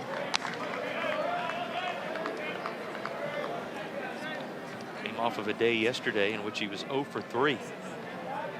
When he hits, he homers. Did so on Friday night.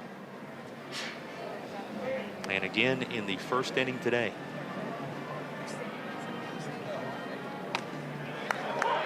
Hungate delivers a pitch here that is in the zone. Make it 1-2.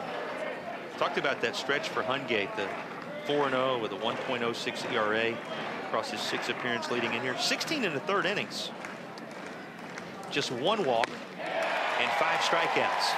And he's building on that total in recent days. The Tigers with a run rule in effect in the finale. I think Tom Walter would agree that, hey, they're a different team now than they were 5 weeks ago. And, you know, they're coming, and they're going to be in the thick of things moving forward from this point on. That's a team that, you know, Virginia saw fairly early this season. Remember, that was a series. Kurtz, he was hurt early in the first game of that series. This has popped up, calling everybody off, taking it himself. Consiglio, and that's how the first out is recorded as Didowick is retired. But Kurtz was hurt, kind of missed that series. Took him a while to come into his own, but as he heated up, and Chase Burns reminded everybody that he's Chase Burns all year. This Wake team, with all the surrounding cast and all the additional pieces, really has become a complete unit of late. Yeah, they really have. I mean, Kurt's getting healthy and getting it going has been, you know, a big part of it. And certainly when you have a pitcher like Burns, I mean, and you know, you can lock down Friday night with anybody. Sure is advantageous to you. Here's Henry Godbout, who was singled and flown out. Well, Coach O'Connor reminding us how tough the league is any given day, and maybe you need no greater reminder than the fact that that scoreboard showed Florida State dropping the series to Pitt in Pittsburgh. Seminoles lost 1-0 despite a stellar performance, 17 Ks from Jamie Arnold, and yet they lost 1-0 to Pittsburgh in the opener. That 6-3 game suspended from last night. You just saw the final, 9-7 Pitt, as the Panthers, trying to scrap their way into the ACC tournament, have taken 2 from one of the best teams in the league all season. Yeah, I mean, they've got to be happy as can be, you know, and the problem is they got game 3 to go. All right, so they still got some work to do possibly. But, you know, got to be tough on Florida State to go up to Pittsburgh to play, and I know they've done that before, and that's the situation, but it is a different animal up there than it is when they're at home in Tallahassee. Now, first ACC series win for Pitt. They're not the only ones surging, trying to make sure they make the tournament. You look down the road at Virginia's next opponent, Virginia Tech. They lost the first couple in the series to a Miami team trying to work their way into the tournament as well. Luke Hansen, who was in the lineup yesterday, is going to come off of the Virginia bench as a pinch hitter. 126 at-bats for Hansen this year. 6 home runs, just that many doubles, and an average, as is the case for 9 Virginia players who qualify, of up over 300 on the year. Williamsburg native Luke Hansen. Should have known when Hansen and O'Farrell stepped to the plate the first time this year, the type of year it was going to be. We talked about the home run record, single season program history falling in the midweek. He and Griff O'Farrell both homering in their first at-bats of the season. 2 guys that maybe are not your premier power guys, known for that element of their game, but he's done so 5 times since this season. In a hitter's count now. This catches the inside corner. He was all but dispensed to that bat, and he'll have to hang in there with a payoff pitch coming.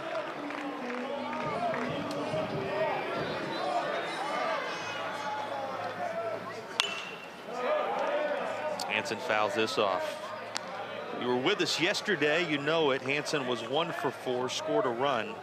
In fact, he scored Virginia's first run of the Cavaliers' win in game 2 of the series Saturday. He will all the activities. That recap show on Wednesday at 7 Eastern, again from the ACC spring meetings, Amelia Island. Throw across the diamond. That'll take care of business, and the inning is over. 4-run lead for NC State as we head to the 7th. To the 7th frame. Looking a lot like what fans saw here Friday night. A small ball maybe to get things started as Nixon attempted to bunt one. Luke Nixon will bunt it foul. It's 0-1. But I like the point you made a moment ago about what it does to this NC State lineup when you have the surrounding cast members. Although I will say I thought that was your point. Well, and I followed up on it saying it was an excellent point you made. I was just saying Serrano, and here's a gapper. Looks like it's going to be for Nixon. We'll pick that back up as he heads for second base. More offense for NC State. He's thinking 3. Here comes the throw. It is a triple for Luke Nixon.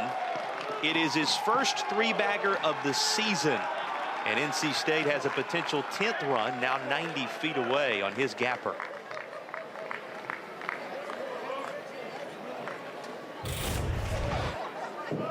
Here's a really nice swing right here. Okay, he barrels that thing into the gap, and once that ball gets down, I mean, it's turn on the jets and go, go, go. And you can see right here, I mean, he just goes to another gear, and actually no problem getting into third base in plenty of time. Brother going to drive him home potentially on Mother's Day. That's what he'll try to do. Virginia's infield all the way in on the grass, trying to cut down that 10th run, keep it a 4-run ball game with nobody out in the inning. There you see the defensive alignment for UVA. No, the point I made is that Serrano and Butterworth had been pretty good, and you followed that by saying it makes this lineup far more complete and far more dangerous. Now piggyback that on the fact that the guy behind him in the order, behind Butterworth, Nixon now. He's hit a triple. With a triple. And you're looking at a complete lineup from NC State. O'Farrell drawn in right where he needed to be, 6-3 put out. The first out recorded with Luke Nixon held steady. It's good to see that work every now and then. That never worked for me, Jason.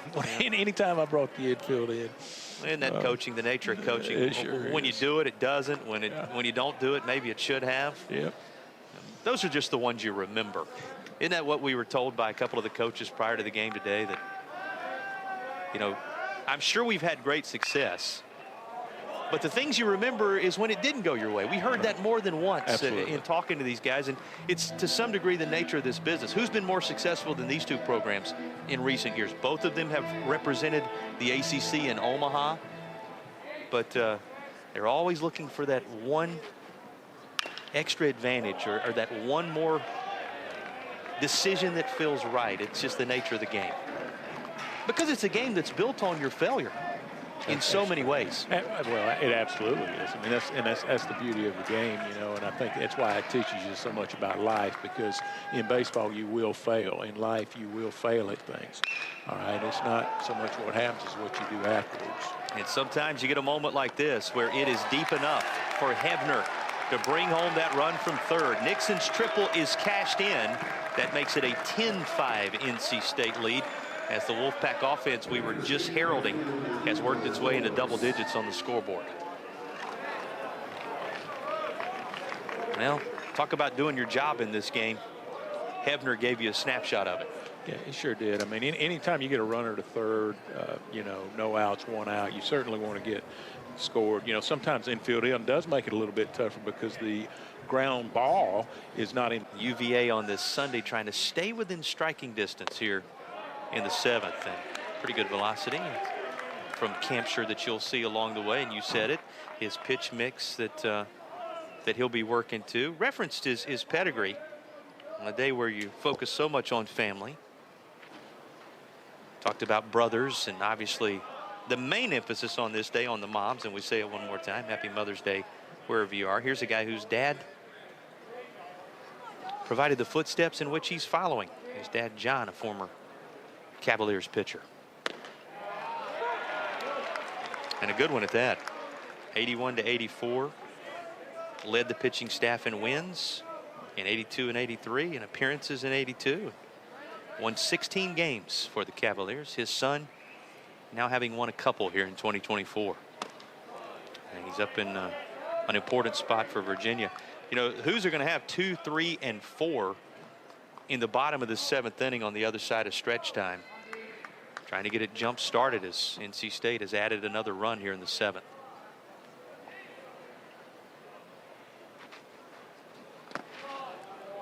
We talked a little bit ago about these two teams and the expectations postseason wise. They reminder too of very different ways that you can get there. Very different ways that you can structure yourself to get there. Yeah, that is so true. You know, UVA is predicated on, you know, offense, and then you know, North Carolina, NC State's, you know, able to do it a multitude of ways. I mean, they're getting the pitching today. They have to this point. Well, and then there's the different ways you can get there, whether it be at home or whether it be on the road. And one of the things these two teams battling it out for today is the right to have more home games in the postseason in the NCAA tournament. Both teams in the conversation if they finish strong to do just that.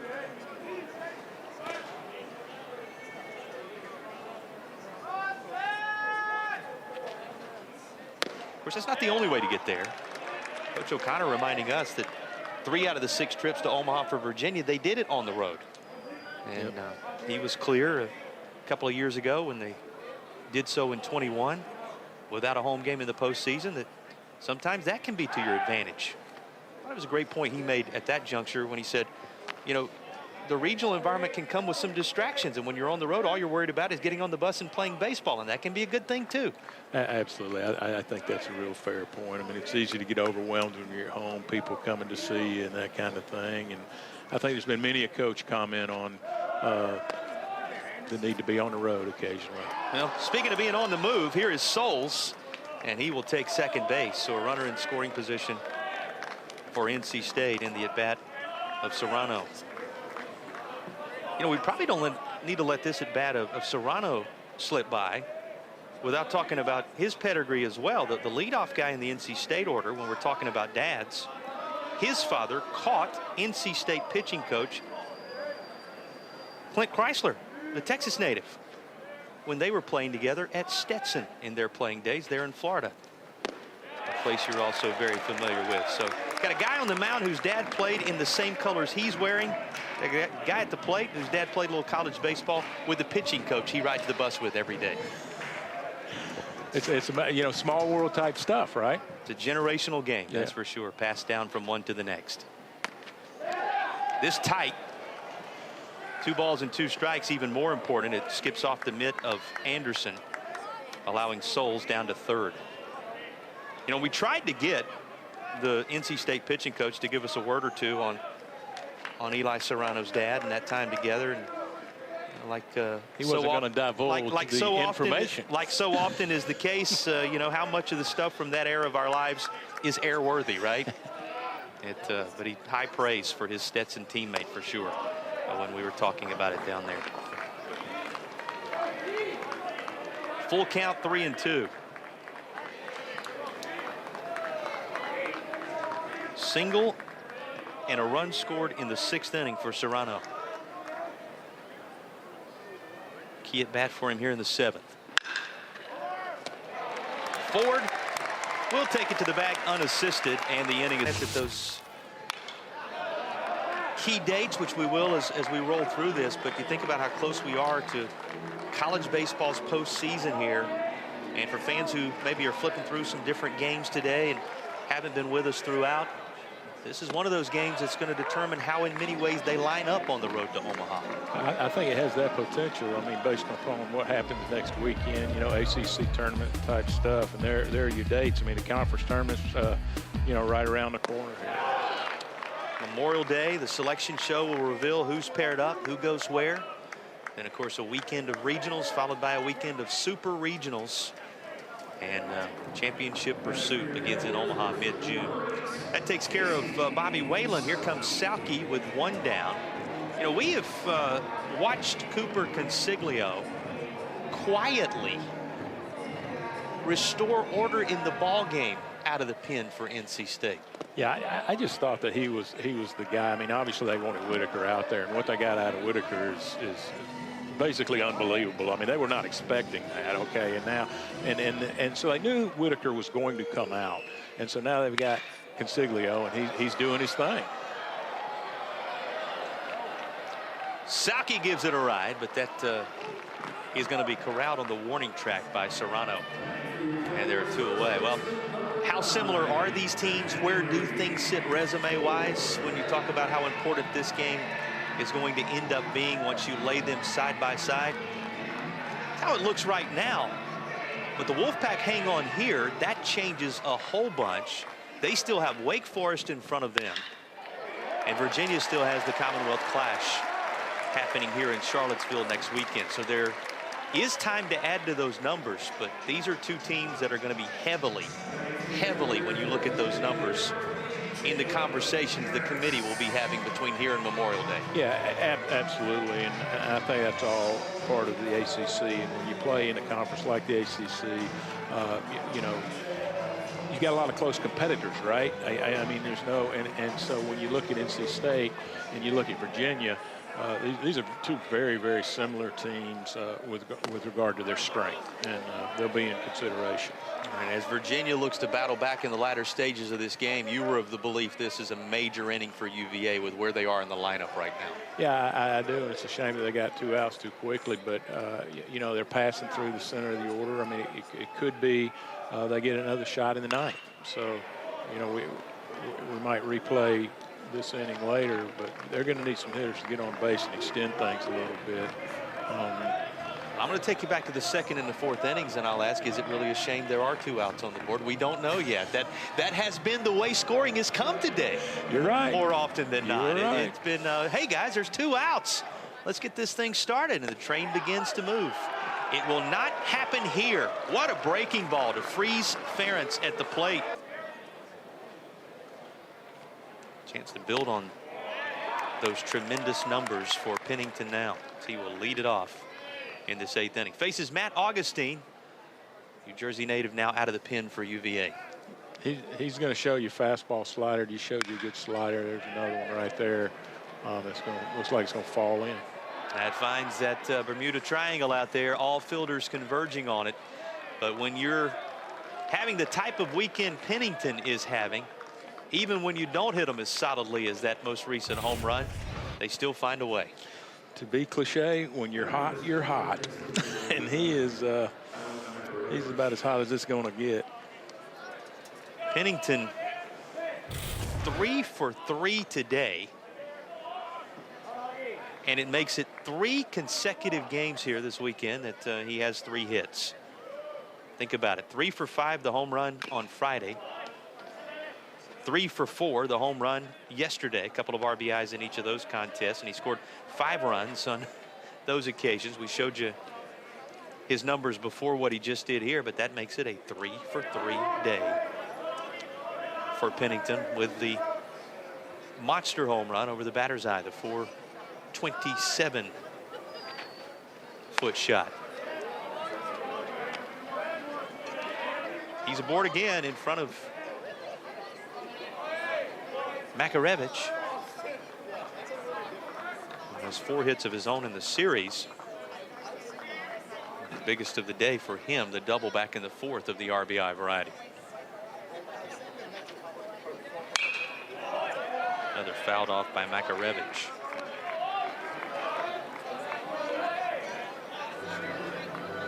Value from Makarevich too. He can switch. Makes a difference when you see his impact at the plate. Guy who a couple of times this year. Yeah, Both sides of the plate getting the job done to the tune of 18 home runs. I think that's an important point about him switch hitting, because that doesn't leave him with back-to-back lefties there. Be a left-handed pitcher. Shielding his eyes is O'Farrell, and he'll make the play for the out. Yeah, and again, doesn't seem to lose much one side or the other. He's the rare guy that's the case. A couple of times this year, just to restate it, that he homered from both sides of the plate. Yeah. That's a tough little pop-up right there, right, for Griff. I mean, that was, had to battle the sun and get under a nice play. That's on that side of the field that, as we discovered once more earlier today, can be difficult in these afternoon contests. Sky a little more dim right now with not as much of that bright sunshine as we've crossed over 3:40 p.m. in the Eastern time zone, but you said it, nothing easy about that. This is sinking.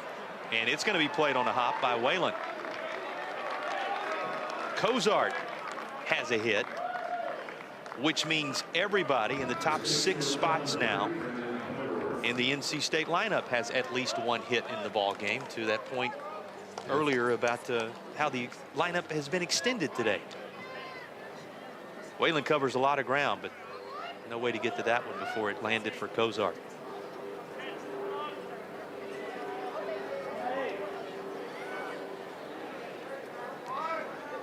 Butterworth jump-started it all. It was his 3-run home run in the first inning when it looked like the starter Owen Cody may work through it. That gave NC State its first lead of the day. These teams went back and forth. Lead changed hands a couple of times, but NC State, since the middle frames, with a little breathing room at 10-5.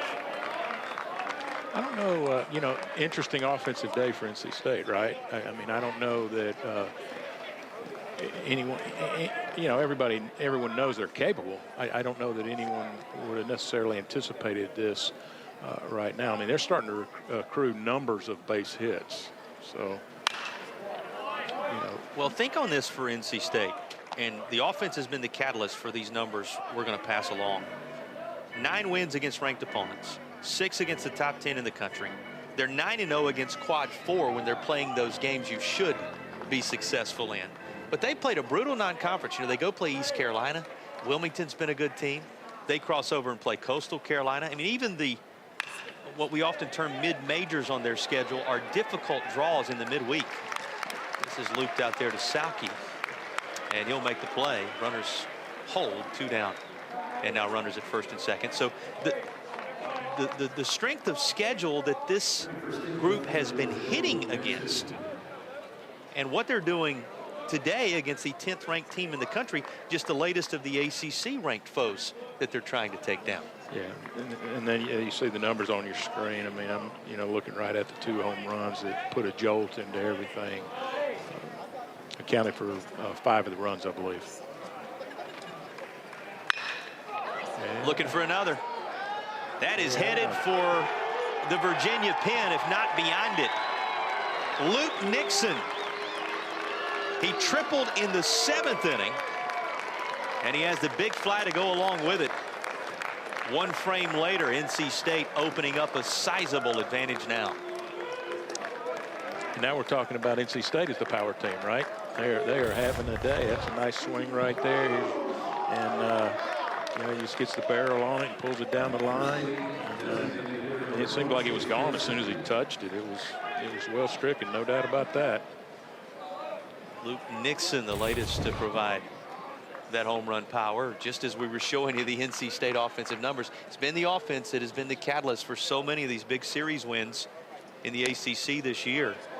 For fans who were not with us early, we told you what they've done against top talent, but let's put the meat on the bones of who we're discussing. They took a series from 2nd-ranked Clemson, 9th-ranked Duke, 11th-ranked North Carolina, split with Florida State last weekend, and are now trying to put the finishing touches on taking 2 out of 3 from the 10th-ranked team in the country on the road in Charlottesville. I mean, we've talked a couple times about what a schedule they've had down the stretch here, and it hasn't fazed them one bit. And I would tell you that they seem to have loved every moment of it. I mean, they're taking advantage of what the schedule has put in front of them, and they're doing, you know, a tremendous job of competing and getting it done. And oh, by the way, Wake Forest is next in line, as we've talked about. This is in the air.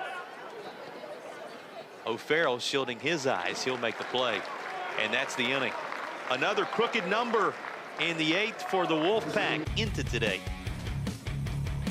They would have shaken out as follows. And a lot of movement between here and there. You think about it. Pitt taking a series from Florida State. We mentioned Wake Forest sweeping Clemson.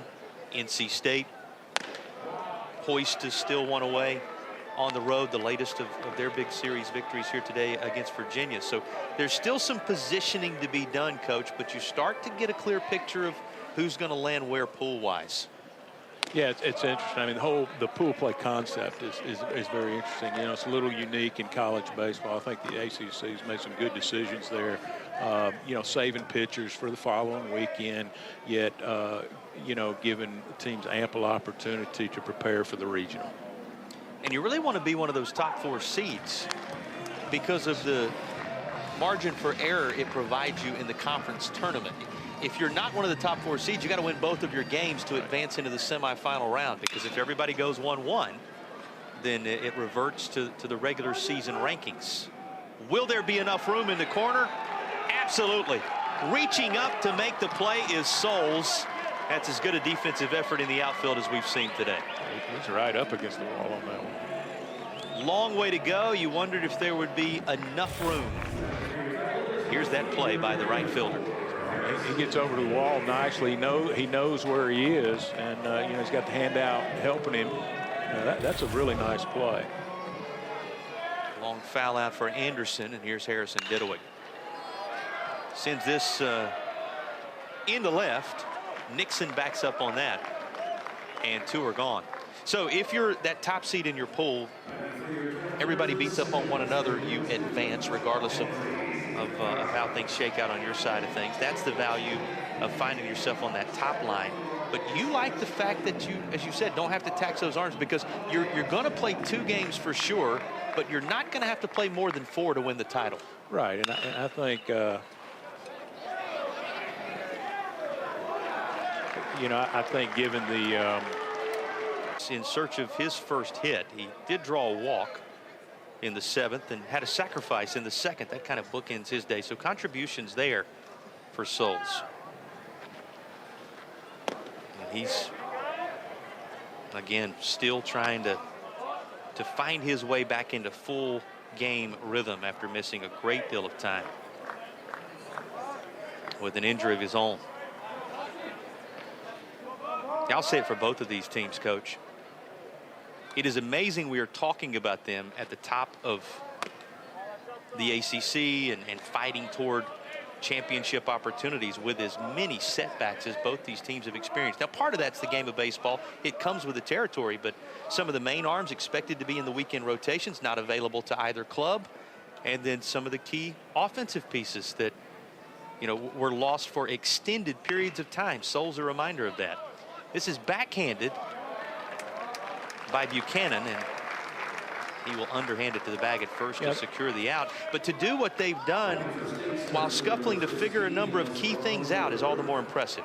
Yeah, I mean, I think that is really what is impressive about those teams. Both of them, the adversity that they're facing. All right, so both teams have had numbers of issues, yet here we are, you know, talking about the important nature of this game, and then looking forward to next week, the ACC tournament, and where they're going to be seated, whether or not they're going to be able to host, and on and on and on, despite the fact that they face more than their share of problems.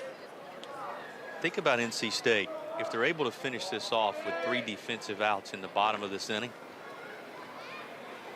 how many teams have series victories against number 2, number 9, number 11, number 10, and a split with the 7th ranked team in the country? Not too many resumes look like that. I'm going to really admit I do not know, but my guess would be no one. How many teams have had the opportunity to play that many highly ranked? There you go. You got to be in one of 2 leagues to even have that chance. Yeah. And NC State has embraced it. It'll be a lot of fun. Both these teams, suffice it to say, with tremendous amount of potential on the road to Omaha. Yeah, they sure do. You know, I think one of the things both clubs are hoping for, and I think Virginia took a step forward yesterday with Savino. Today, NC State took a step forward with Whitaker, pulling their pitching, coalescing their pitching staff, so to speak, pulling it together, and you know, getting a better understanding of what they're going to need to do in a regional, who it's going to be in the regional. Walk to Serrano, who is aboard once more, bringing Pennington back to the plate again. But when it comes to Virginia, I thought our producer, Sean Fulton, made a great point in preparation this week when he said for Virginia, you know, a lot of it has to be, you know, can they have one of those late series victories, whether it's this one, whether it's Virginia Tech next weekend, because you have the overall resume that you take a look at, yes, But then you also have the committee always looking at how did these teams finish down the stretch. Right. Commonwealth Clash becoming very important all of a sudden. Yeah, that in conjunction with the ACC tournament. I mean, I'm sure they're going to see them do well next week against Virginia Tech, and then, you know, at least win a game in the tournament, so to speak. Very engaging weekend between. Something about Florida, I guess, where all coaches go to retire. Is that the way it works? Well, it worked this way for me because my sister lives there. And there you go. That's as good a reason as any.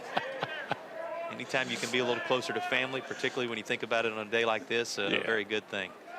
You know, you think about the changing ACC, Stanford, Cal, SMU, welcome Matt out for new programs, all the things that are being navigated now, whether it be the portal and NIL and all those things we talk to coaches about, conference realignment. A lot of stories, a lot of news to come out of there. So if you can be within earshot, we'd appreciate it down there in Amelia Island. Put you to work. This is put in play by Pennington again. On his horse is Whalen. He reaches up and he pulls back what would have been number 4 on the weekend for Garrett Pennington. Bobby Whalen. Did we mention he covers some ground for UVA? Wow, what a play. I mean, he got back there, you know, a decent way to go, good route, and he times it perfectly, and he's up over the fence, the yellow line, and literally brings that one back. What a play. Well, the subdued applause you heard originally from Virginia fans is because he lost the glove and the lid. All the equipment had to be gathered, and they wanted to make sure he was okay. Bobby Whalen had to take a minute after going a long way to gather that one up. And his first step, not as true as maybe it usually is for Whalen, he still was able to recover and rob Pennington of his latest home run. Wow. Well, and you don't get to rest, do you? No, they're picking on him. Right back out to Whalen. He shields his eyes from the sun and makes the play for the final out of the inning. But it has been NC State on Friday and Sunday here. Last lick scheduled for Virginia. And Hanson, who pitch hit earlier in the game and walked, grounds out here. There is one away. Series that dates back to 1903 and a 4-0 win for Virginia. One of those historic ACC series. And NC State trying to, again, for the first time since 16, claim a win on the road against the Cavaliers.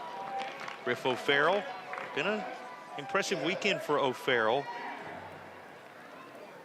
Came into the weekend tied with Ryan Zimmerman on the hit list, and with Saturday's work, tied Stephen Proscia, 7th all-time in his UVA career. 254 of them. He has a double today as that number just keeps on climbing. 255 is evened in with Matt Street for 6th all-time. One of the great players in the history of this program. One more crack at it on this Sunday. Boy, nice adjustment on a tough hop by the second baseman Hebner, and there's 2 down. Oh, jumped up a little bit, didn't it? Like that may be destined for right field if he doesn't read it well. NC State solid defensively. 0 in the error column today. 11 hits pounded out and 13 runs as they try to follow up a 7-5 victory on Friday to claim the series. Virginia will bring Anthony Stefan off the bench to the plate. Stefan had homered in back-to-back games heading into the weekend, and it was his home run on Wednesday that set the new all-time single season mark for this UVA offense. He was 0 for 3 on Friday and did not see action yesterday.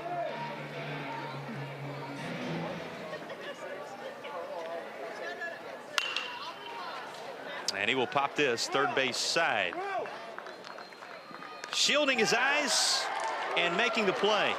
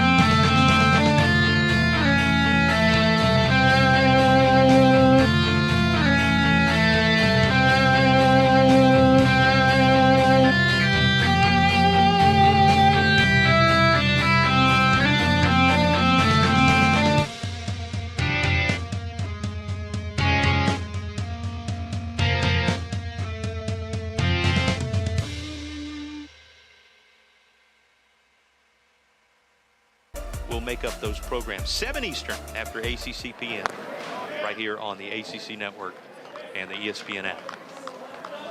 Of course, congratulations are in order to that Duke softball team, right? They end up claiming the ACC championship yesterday. Blue Devils defeated FSU 6-3 in Durham, hosting the tournament. 2,200 plus saw it as Duke claimed the 2024 softball championship. Selections and NCAA tournament action right around the corner en route to the Women's College World Series in the coming days. Speaking of Butterworth, 1 for 3 today. His average up to 237 as a result of his good work this weekend.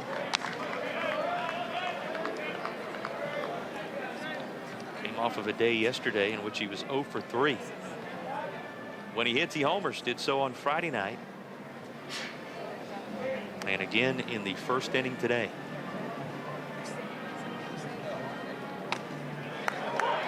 Hungate delivers a pitch here that is in the zone. Make it 1-2.